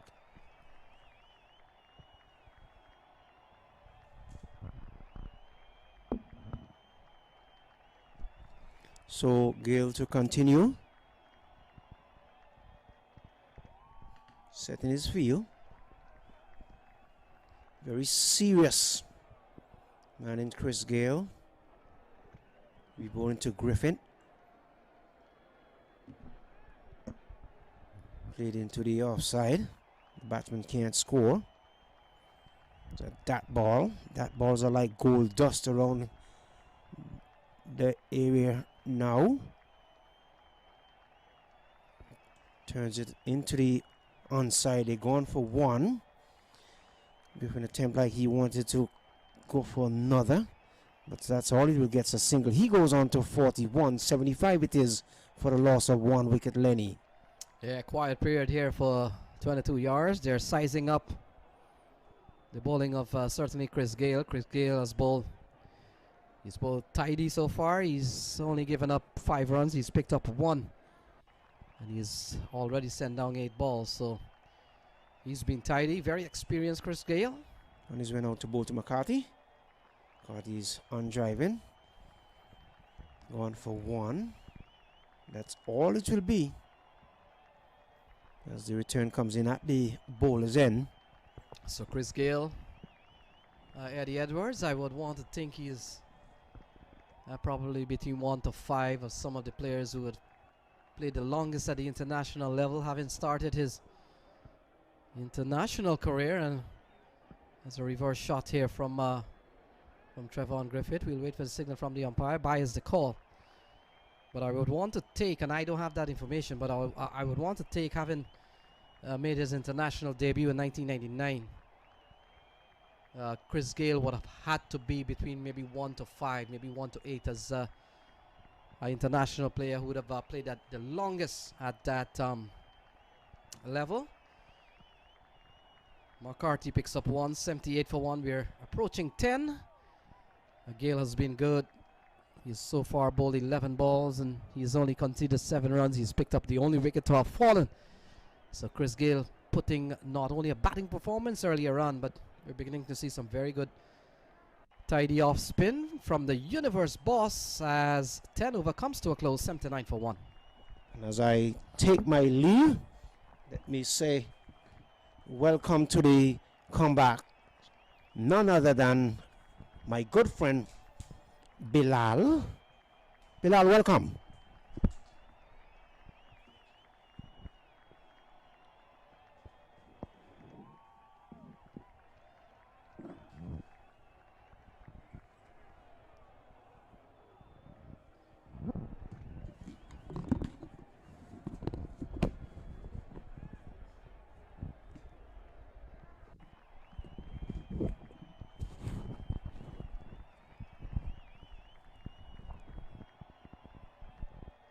Okay, thank you, Lenny, and once again, welcome to, and a big thanks to our viewers around the world who are tuned in to watch this grand finale as Wayne Parnell comes back into attack.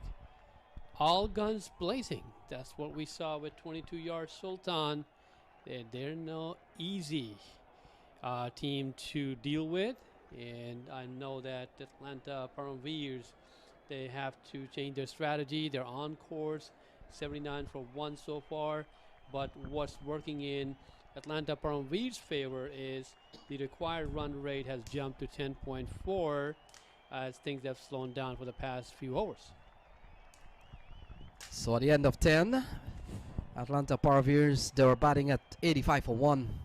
It's 79 for 1 at the end of 10. Parnell. Yeah, Wayne Parnell. So there's up in the air. Keeper is under the ball, and there we go. The catch taken. Trevon Griffin, who was itchy to get some boundaries. Because things were difficult within the past 3 to 4 overs, and it pays off for Atlanta Param Veers. They get rid of well-settled Trevon Griffin. So Trevon Griffin goes 79 for 2. Falls for 42. Big blow here. Started well as Shorefin Rutherford makes his way to the middle, and Shorefin batted brilliantly yesterday, Bilal, but with a couple of wickets fall, still on. Wayne Parnell. So there's up in the air. Keeper is under the ball, and there we go. The catch taken. Trevon Griffin, who was itchy to get some boundaries because things were difficult within the past. Wicket column goes up for the fielding team. You know, it builds their confidence. So now we have Rutherford, who's walking in. Can he repeat the same performance that he did a couple of days ago? So that's the question that needs to be answered. And if he does, we will see a fairly close finish here in Fort Lauderdale. And then over to Lenny. So as we speak about the U.S. Open, comparing to last year, one thing that has really helped us is the Mother Nature. Really held up very well. None of the games were impacted compared to last year. I remember as we walked into the parking lot last year, and every other game, it was pouring. Wayne Parnell, and he launches a deep mid-on, and off the mark, Stefan Rutherford. Or see Andre McCarty. So one more run added, 84-2. So 103 required from 58 balls. Yes, Bilal, and one of the reasons over the years, Cricket Council USA have scheduled their U.S. Open in the second week of December, around the 15th to mid-December, because according to the weather people, this one pulled into the onside protection out there. According to the weather people, December is a dry month in Fort Lauderdale. And the tournament was on just after Thanksgiving a couple of times. But you're talking about a period in which in the first week of December we've seen a lot of rain around that. I've come to tournaments here where pretty much all the years when a tournament was held in the first week of December, there's always a couple of days it would rain. And what has happened mid-December seems to be the better time, and so hence the reason why the Cricket Council USA people are just making sure that they're choosing the driest part of the month. Pretty much in December they want to get it before the year finishes, and so the mid-December has always well, not always, but has recently been the choice of date for the US Open. Yeah, compare the weather here versus elsewhere in the United States. You know, it's looked like you're comparing 60s and 70s versus 30s and 20s elsewhere. I know you're happy, Lenny, that you don't have to deal with low 20s in New York City. Yes, Bilal, a very tidy over so far from Wayne Parnell. He's picked up one. He's given up only 3 runs in this over. So we're beginning to see a quiet period here for the 22 yards Sultan, and the quieter they go, they could drop back a little bit. We've already seen the run rate heading towards 11. And McCarthy and Finn Rutherford out in the middle. Yeah, things are not easy here. So he launches it over. Let's see, Andre McCarty, and that's a maximum U.S. Open Fantasy maximum 6 runs. And we knew that, you know, both of these batsmen, they could not hold out. They had to swing their bat. Required run rate climbing up to 11. So they had to do something. Wayne Parnell. Finn Rutherford out in the middle. Yeah, things are not easy here. So he launches it over. Let's see, Andre McCarty, and that's a maximum U.S. Open Fantasy maximum Of the innings, 2 by Trevon Griffith. Oh, so see a poor job by the wicketkeeper. Johnson Charles had no clue, and then it goes for 4 byes. The last thing you want to see in a T20, byes. So 91 needed from 54. An over completed here by Wayne Parnell. Thankfully that 4 byes will not be against the analysis of Wayne Parnell. 92 for 2 at the end of 11. See, so we have now required run rate coming down to 10, and is helping big time. 22 yards Sultan. They are ready, and now here comes Chris Gale back into attack. He's into over number 3, and he has bowled so well for the first 2 overs. Only 8 runs conceded, and scored a wicket with his first delivery. And now Sherfan Rutherford will face, and he's driven down to the extra core region, and wonderful fielding by the boundaries of 2 easy runs. 94 for 2 now into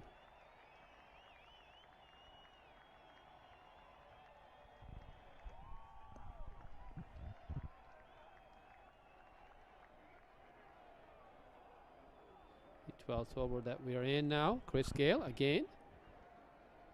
And this time sets him moved around to short cover for a single. So at this point, 22 yards Sultan, they need boundaries, and they need to score at least 10 runs in each over. And Chris Gale seemed like he's got his line and length ready. So see, and there is a short of length, just as we were talking about it. Short of length delivery, and it was launched over U.S. Open Fantasy maximum. So it brings up the 100 here for 22 yards. McCarthy has gone up to 17 from 11. He's got his line and length ready. So see, and there is a short of length, just as we were talking about it. Short of length delivery, and it was launched over 2 would have made sure that 22 yards are playing in the championship game, and so they're out in the middle. They're out in the 22 yards with similar work to be done. Yeah, being the off spinner, I know the fact that you cannot be short in length, because as soon as you do that, you will be dispatched to boundary, and that's what happened to Chris Gale on the previous delivery. So we were talking about how long has Chris Gale been at the international level, and where does he stand in terms of some of the other players who have played very, very lengthy international career. Well, we've got that information. This one is getting an outside edge and is going to run away towards the third man boundary off the bat of Sharfin Rutherford. So, Bilal, you ready? So, Sachin Tendulkar has played 22 years. Jai Surya, 21 years. 184 days at the international level. Javid Miandat, he has played 20 years, 272 days. And then comes the big man, Chris Gale, 19 years, 337 days. Oh, that's a lot of time. Actually, 20 years ago, if we want to go back in the days, what were we doing when Chris Gale started and all of that? So that's a lot of time. It needs a lot to stay active, stay fit for the international level. It's not at all easy, and it's quite an accomplishment for all of these legends. I know back in 1997 when Shahid Afridi came into the picture and he scored the fastest 100 and announced himself into the international world, and it's been 23 years since then. And then Gale came into play, and Jay Surya's of the world. I mean, they took the game away, and they just, it sort of took it to another level. People were used to the strike rates of 60s and 70s in ODIs, and that was no longer the case once you had the likes of Gale and Jay Surya and Tendul, and then basically Shahid Khan Afridi. So all of these, they just strike rates were like above 100 for the first time in ODIs. A lot of fireworks. So Marquino Milne comes into play, and so driven down to long off by Sharfin Rutherford. Yeah, Mindley has good figures so far. Let's look at that. He comes into this, his third over, having bowled 2 for 17. Hasn't picked up one, but he's gone for what? 8.5 runs, 7 runs and over, or pretty much 8.5. You're just around there, so right on top of things at the moment.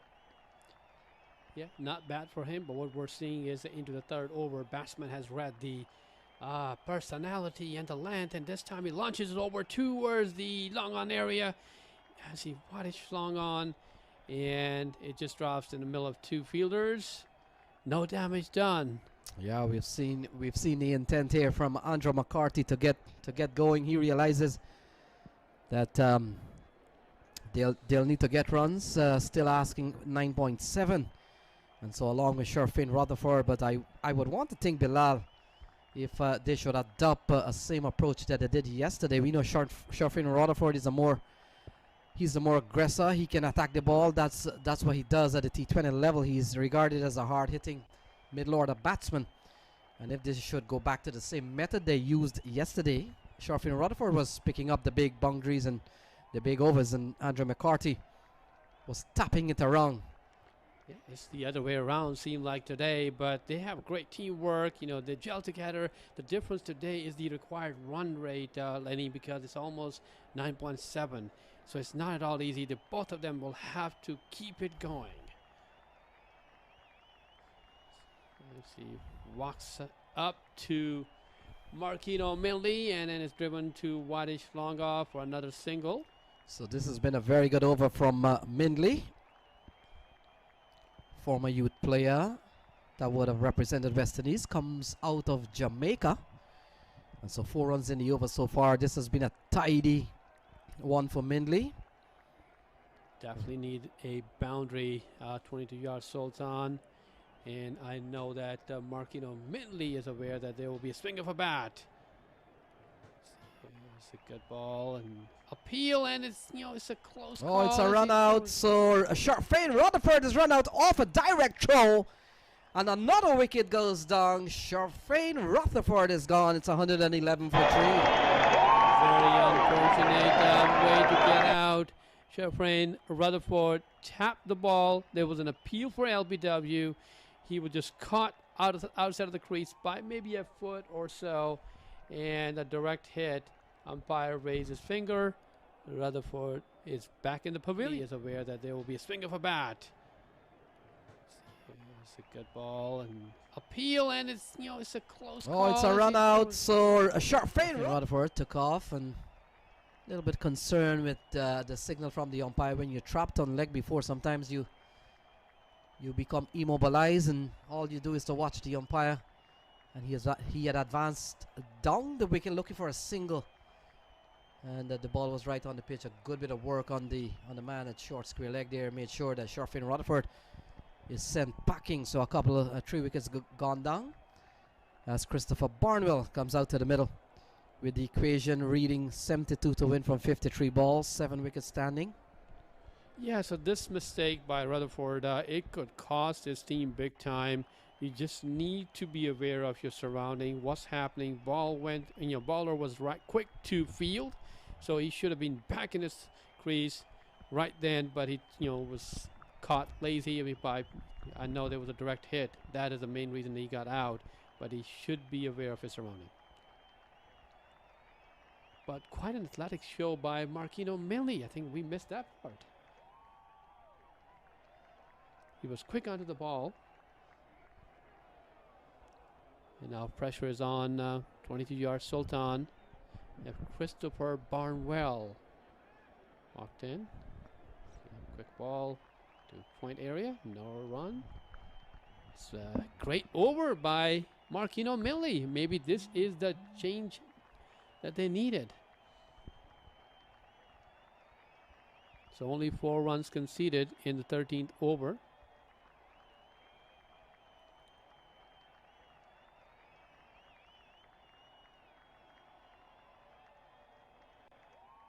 And we see a field bowling change.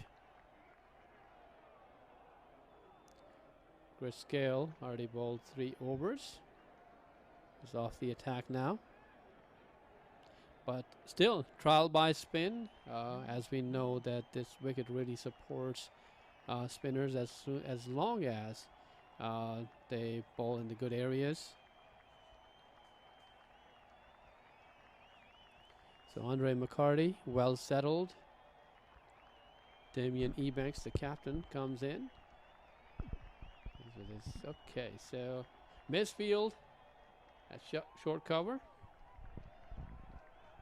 So Damien Ebanks, the captain, comes in here. 71 to win from 41. Pressure on certainly the batting team. And Damien Ebanks, he's been around the US Open for many years. So this one is swung into the onside. It's gone all the way, I think. Upstairs. Yep, he's gone for a 6. Had to wait a while there, a little bit. So, Barnwell has struck a nice looking 6, a little bit flat. And that's 118 for 3, Bilal. Yeah, short in length. US Open Fantasy maximum is the result. So 65 from 40 balls. And I was making the point, Damien Ebanks has been around US Open for quite a while. Chop and cut away. That's a lovely shot off the bat of Christopher Barnwell. So he's found a way to score 10 in 2 balls, 1 6 and 1 4. And that's a lovely shot through the offside from the former West Indies player. Yep, so Christopher Barnwell showing his skill set. 360. The first one went to the deep mid wicket region, and this one backward point. See up in the air, and there's no fielder back there, and it went all the way back to the third man region, and it's another boundary. So what an over so far, Lenny. Things are turning around. Just as we see a seesaw battle between the two teams. Wicket goes down, Param Veers, they lift their spirits, and there's a good over, and then 22-yard Sultan, they come back, and now they have scored, there's a 6 and 2 4s already being scored in this over. All right, so taps it up. It's the good length area. Now single, one more run added to Christopher Barnwell. 15 of 5. 16 so far in this over has been scored. Plays it safely down to the point area. Wayne Parnell hangs onto the ball. So at the end of 14 overs, 127 for 3. What's your take, Lenny? Would you bet on 22-yard Sultan or Param Veers at this stage of the game? Yeah, Bilal, I think the game is set up for an interesting finish. Still 56 to win from 36 balls. Barnwell, we know he can bat. Andrew McCarthy is in top form. He's come out here. He's picked up 21 already. Let's see what he got last night. Let's see where he is. Andrew McCarthy, did he get 35 last night? Yeah, 35. And so he's been among the runs, McCarthy, along with Barnwell. They both can bat. They have played at the West Indies first class level. As in the case of Barnwell, he would have played even further than that. He would have played briefly at the international level. So Parnell will be the man to continue. But it's 56 to win from 36 ball. Still anybody's game, but Atlanta Paramveer will be hoping that the required run rate stays around 9. Yeah, I was talking to Wayne Parnell prior to the game and asked about the pressure of a grand finale, and he said he's under no pressure. He's ready to perform. And when I asked him about batting up the order, because that's abnormal for him, and he said, he is going to do what his team is required of him, and he played a gem of the inning and took the score up to 180 plus. I rather doubt if the pressure of Wayne Parnell in a game like this would be to him. He's played higher than the US Open. 129 for 354 to win from 34 balls. Yeah, this Wayne Parnell is into his third over now. Only conceded 16 runs. And it seemed like the 22-yard Sultan, they're playing it safely. They're waiting for the bad deliveries. I didn't see a bad shot yet. But they do need boundary every single over. And Should have done more with that, but it has eluded Johnson Charles. And they're coming back for 2. The return comes in. Charles with the ball. In the end, they pick up a couple of runs. So 2 more runs here to 22-yard. Pushes them to 133 and brings the 131, sorry. And brings the equation down to what? To 52 to win from 33 balls. yeah, so it seemed like we are heading to a close finish, and that's what we need for US Open. It's going to be a close finish. It seemed like based on what's happening so far. Seesaw battle. And there's the swing down to the backward square leg area, and only single run conceded there. So both teams in the final comes out of Group B. And the other 2 teams in Group B includes Brampton Pacers and Afghan Zwanan. Group A consisted of the likes of Somerset Cavaliers, the defending champ, US All-Stars, Punjab Blues and Samp Army. So this year a truncated series, only 8 teams, 2 groups. Big appeal. Andre McCarthy is caught behind off Wayne Parnell. And the 4th wicket goes down. It's 132 for 4. Parnell, he was persistent with this type of delivery. Bounce on, under the chest height. It was chest height, and McCarthy could do nothing with that ball, but just edge it to the keeper. Another wicket goes down, and see 132 for 4. 22-yard Sultan. They're still in it, but they've lost 4 wickets so far. They have the talent to chase down the big total of 183, but it's going to take. So this year a truncated series, only 8 teams, 2 groups. Big appeal. Andre McCarthy is caught behind off Wayne Parnell. And the 4th wicket goes down. It's 132 for 4. Parnell, when batting, and now as a bowler, he has come back, only conceded 19 runs into his 3rd over, and already grabbed 2 wickets. And that's what his team needed from a player like Wayne Parnell. All-round performance. So Javel Glenn comes to the middle, 51 needed from 31. They've lost 4 wickets. We're on the verge of completing 15. Wayne Parnell. Parnell has picked up his second wicket, 2 for 19, 2.5. Yes. And so the former South African international has been among things. 7 for 12. That's what he got a couple of days ago. And today he's looking for third wicket here now. So, okay. Just being outside the off stump. So 15 overs gone, 132 for 4. And we'll now bring in Eddie Edwards.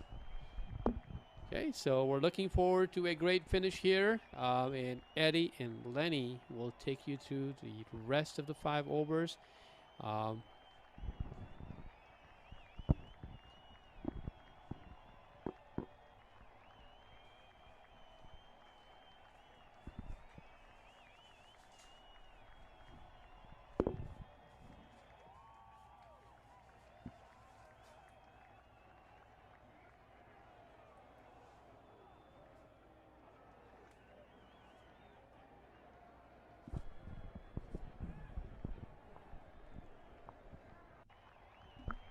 So 51 required and 30 balls. Stephen Taylor comes back into the attack. 2 for 19 off 3. 2 for 17 off 3.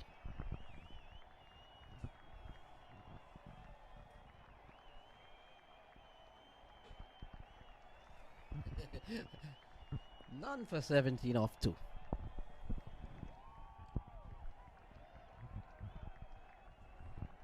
This one is pulled away into the onside. So Barnwell and Glenn, they are both out in the middle. 133 for 4. And it's beginning to get interesting, even more interesting out in the middle than when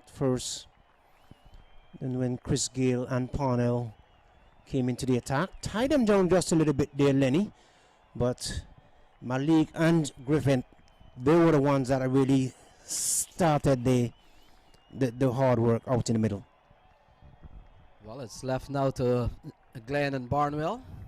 Out in the middle, 50 runs needed from 29 balls. Stephen Taylor On his way to bowl to Glenn. And Glenn is giving himself room to just slap it into the offside. Just a single. So Glenn goes up now to some 2. And it brings Barnwell into strike. So 134. The current run rate is 8.7. The required run rate is 10.5. So Christopher Gale is making himself available now. That one is dabbed away into the offside, just in front of Ebanks. So the 2 spinners have bowled well, Stephen Taylor and Chris Gale. Looking to And they come into the home stretch here, 22 yards, still needing over 10 runs and over. In fact, make it 11.3 to be exact right now. So it's a seesaw battle. Taylor to Barnwell. Did it into the offside and gets a single. So Barnwell is on 21 from 12. So who will it be this year? We saw Cavaliers winning last year. We saw California Bears in 2018. And again, Somerset Cavaliers in 2017. US All-Stars in 2016. 2014 was the US Tigers. 2013 was Smart Choice. 2012 and 11 was Trinidad and Tobago. 2010 was United Chargers. And 2009 was Washington Tigers. 16 overs gone, Lenny. Glenn and Barnwell out in the middle. Glenn is on 2, Barnwell is on 21 from 12. It's getting more and more serious now as the over winds down. 4 more overs left. 47 to win. Barnwell and Glenn out in the middle. having a little discussion. And they're looking at some 57 runs to win. So Javel Glenn and Christopher Barnwell. Barnwell has gone up to 21 already. Javel Glenn, the left-hander. We know he can strike the ball and strike it well, but he'll have to get going here. 47 from 24. As it appears Mindley again will come into the attack. He's bowled 3 already. None for 18 so far, so he's gone 6 and over Eddie Edwards. On his way now to Glenn, and Glenn just pulled it around towards the back of the square. The onside gets a single. Bring Barnwell into strike. Glenn seems like he wanted to come back for run number 2, so he's giving it to Barnwell now and saying we should have had 2, but Barnwell is having none of that. Barnwell wants to strike. So 46 from 23. Mindley has gone for about 6 and over. Let's see what happens here. This is over number 17 with 22 yards, needing runs. They need 12 and over from here. Mindley on his way now to bowl to Barnwell. And Barnwell's pulled it away. And oh my goodness. Are you serious? That run away for 4. Should have been stopped there. Tried to tap it back into the playing area. Didn't go well, and Barnwell picks up a welcome boundary here for 22 yards. It's 141 for 4. Barnwell goes to 25.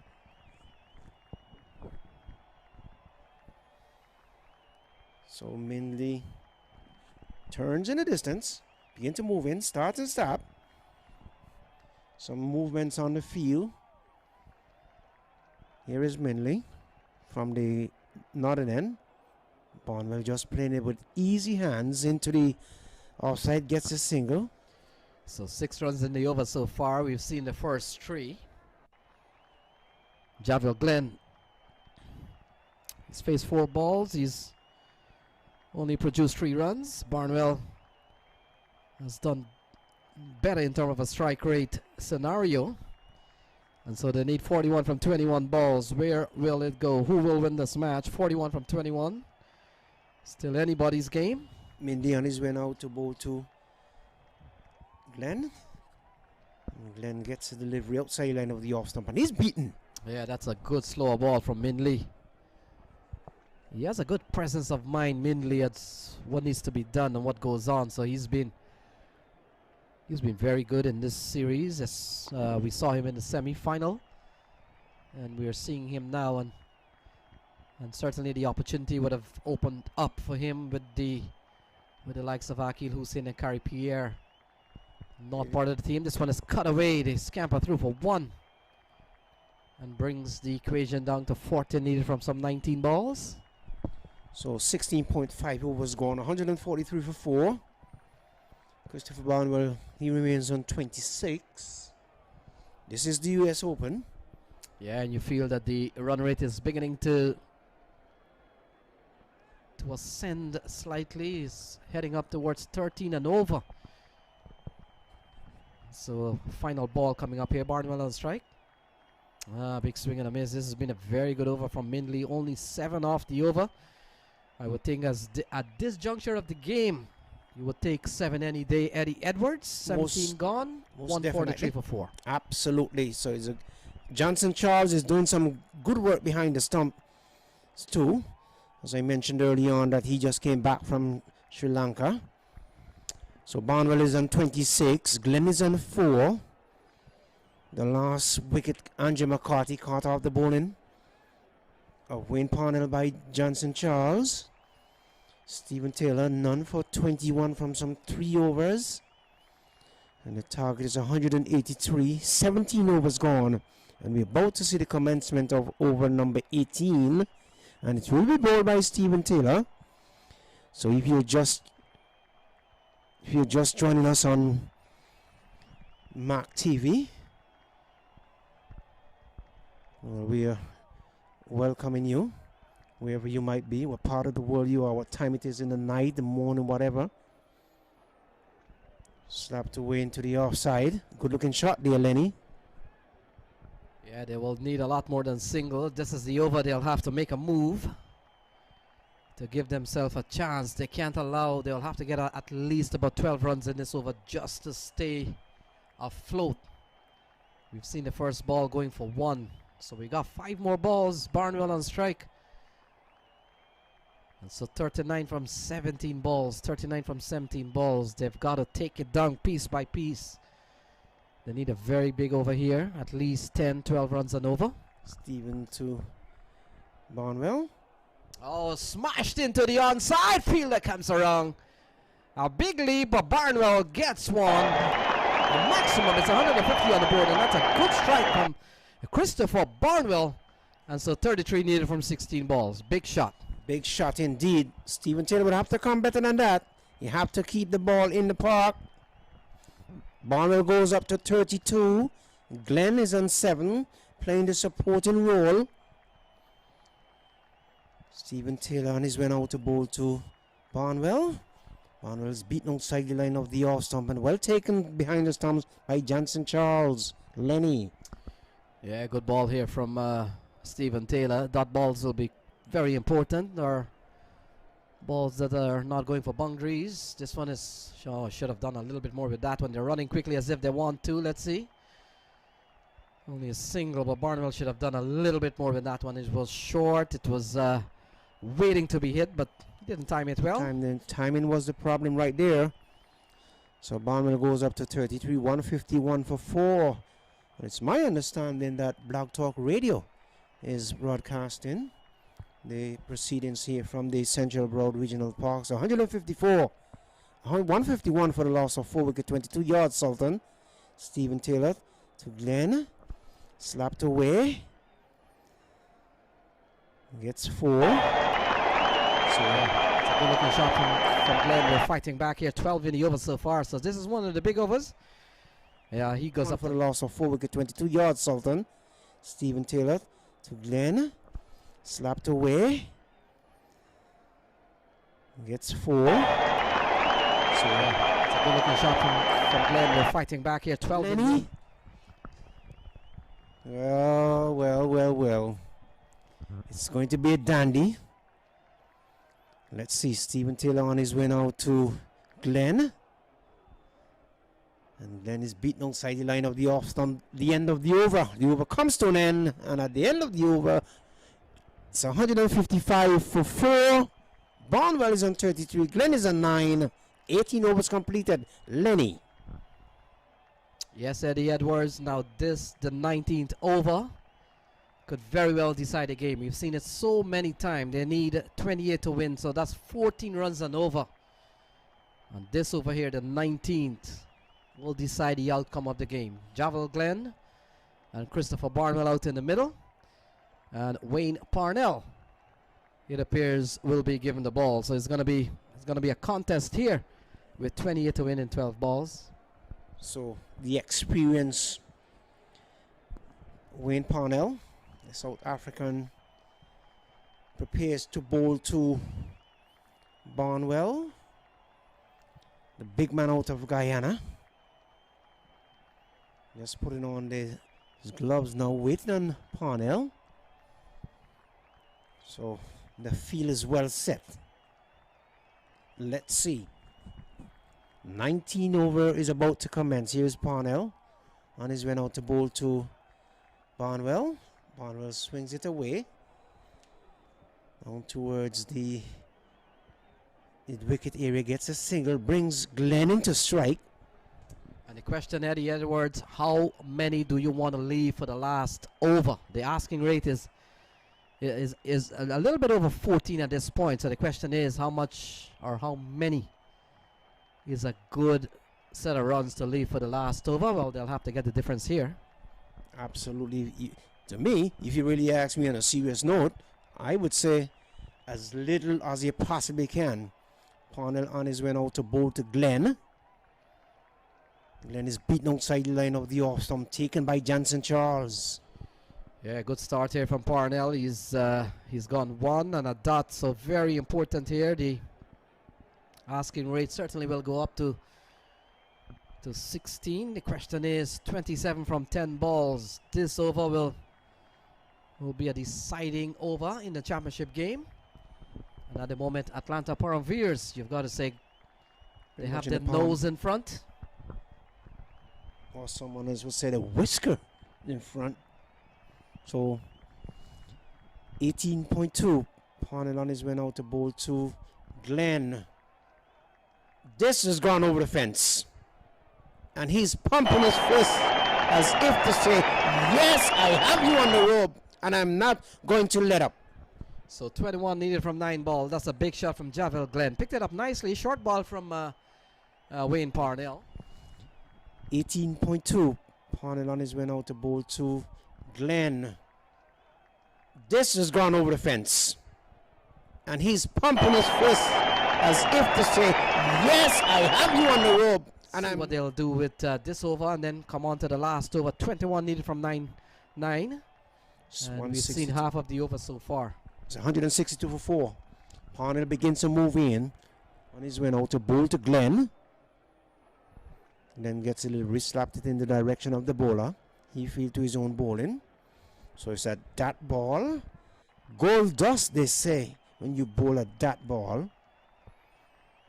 So very quiet moment, very quiet period. And Eddie, I think they need about 10 in this last 2 balls. Don't know how it's gonna come. Anything less than 10 will make it very hard in the last. So we'll see. Still requires about 15 off this over. We've seen 7 off so far. Yes, indeed, as Parnell moves in on his way out to bowl to Glenn. And Glenn gets a delivery outside the line of the off stump. He's beaten and once again taken by Jansen Charles. 162 for 4. 18.5 overs gone. Wayne Parnell 2 for 26 from some 3.5. Yeah, they've been 3 dot balls in this over. 3 dot balls, 1 single and a 6. So the only big feature here for 22 yards has been a 6 struck by Javel Glenn. Other than that, Wayne Parnell has bowled 3 dots and 1 single. And he's went out to bowl to Glenn.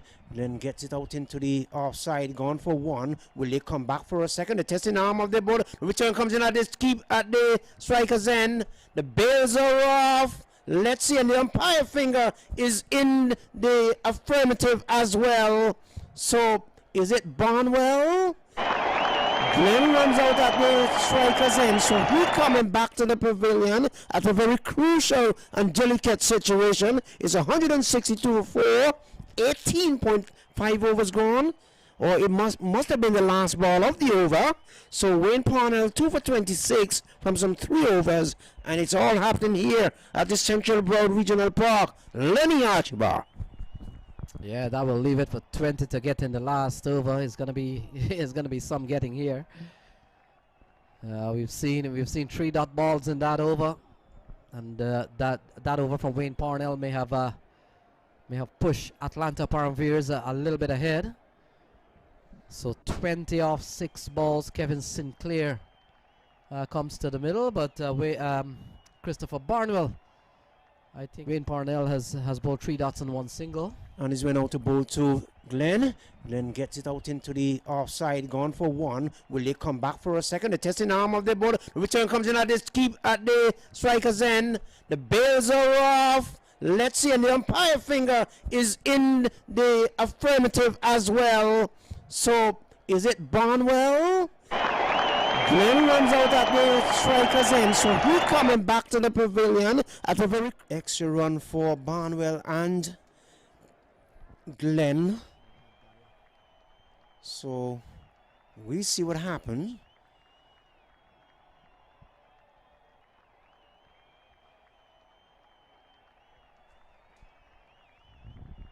So is it Dye going to pick up the attack, or?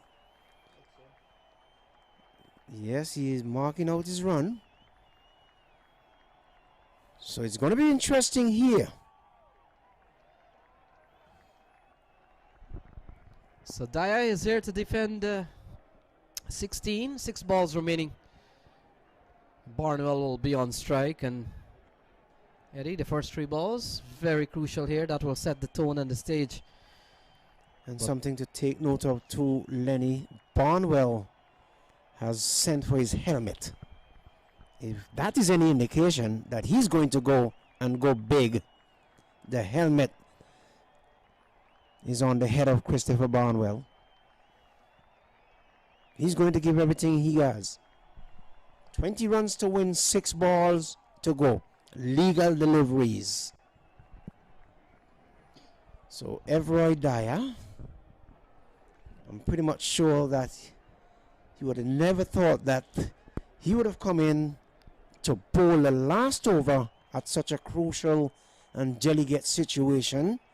One that can give the 22-yard Sultan team the victory, or the other way. Here is Dyer now on his way now to bowl to Barnwell. Barnwell is driving. Gets a single. Thought about coming back for a second, but decided against it. Lenny. So good bit of running between these two. Yeah, good one from Everett Dyer. He'll be hoping that he keeps it in the field of play. And once you do that, then it'll be the Atlanta Param Veers. Kevin Sinclair has asked for the helmet. He's a competent batsman. He's a competent batsman, having opened for the Guyana Amazon Warriors this year. And Barnwell on what, 35? 35 Barnwell from on 20. 25. They need 19 in 5 balls. 18 will level the scores and put it into a super over. We haven't seen one of that this season. Not at all, Lenny. So Barnwell is asking now for a new set of mittens or new set of glove.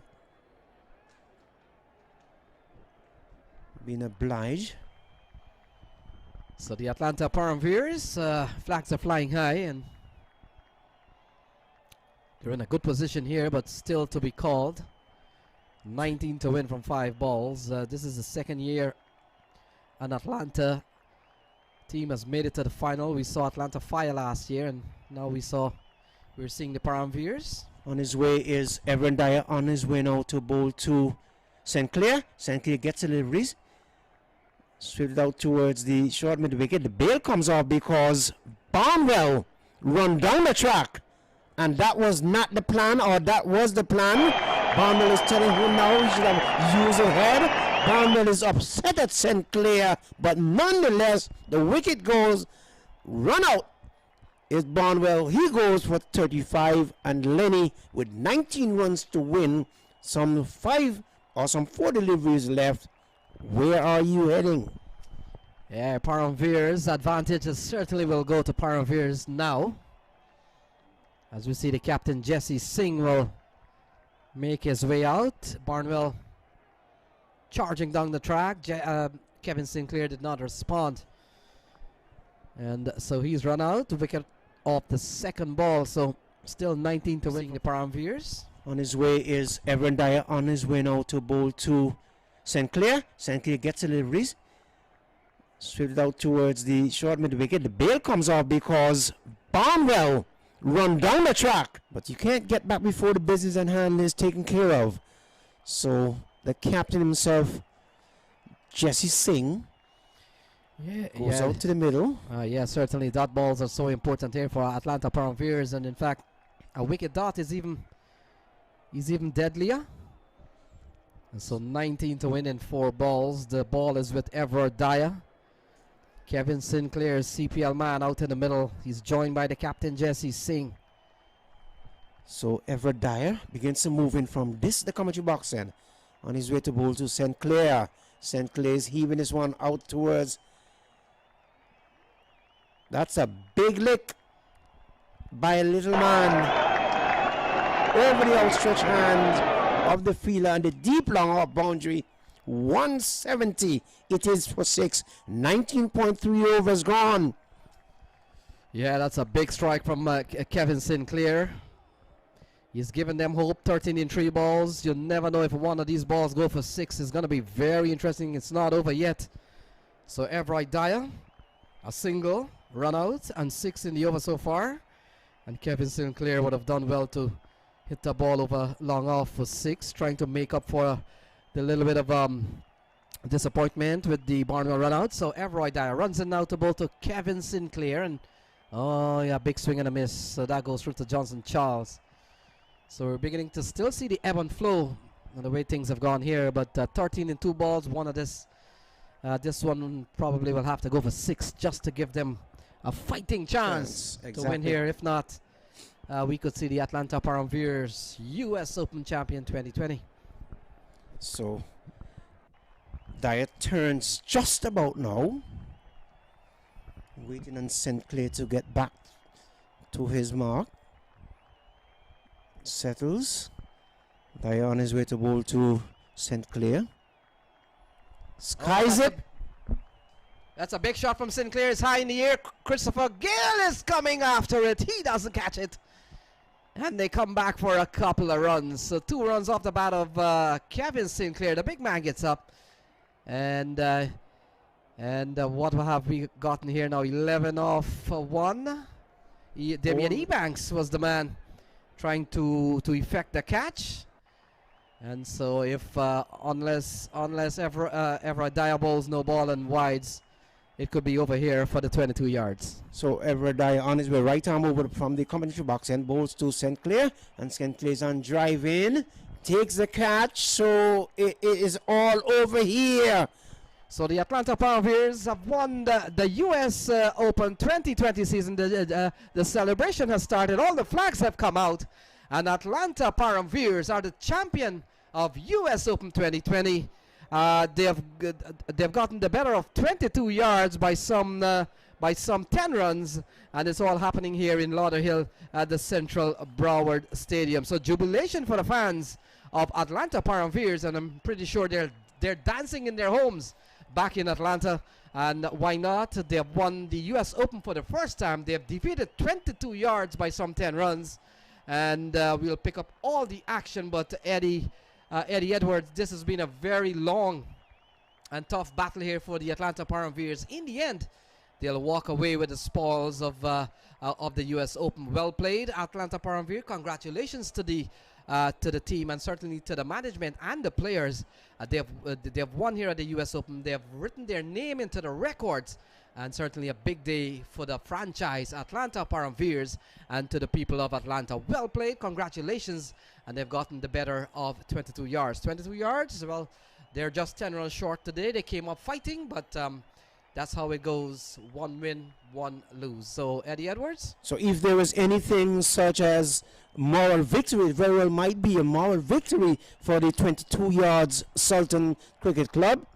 So yeah, there we go from the 22 yards Sultan. We've seen a couple of batsmen getting starred. Barnwell was there towards the end, but he unfortunately got run out. We saw Trevon Griffith giving them a good start. He made 42, but in the end they were just about 10 runs short. So that's the look at their scorecard.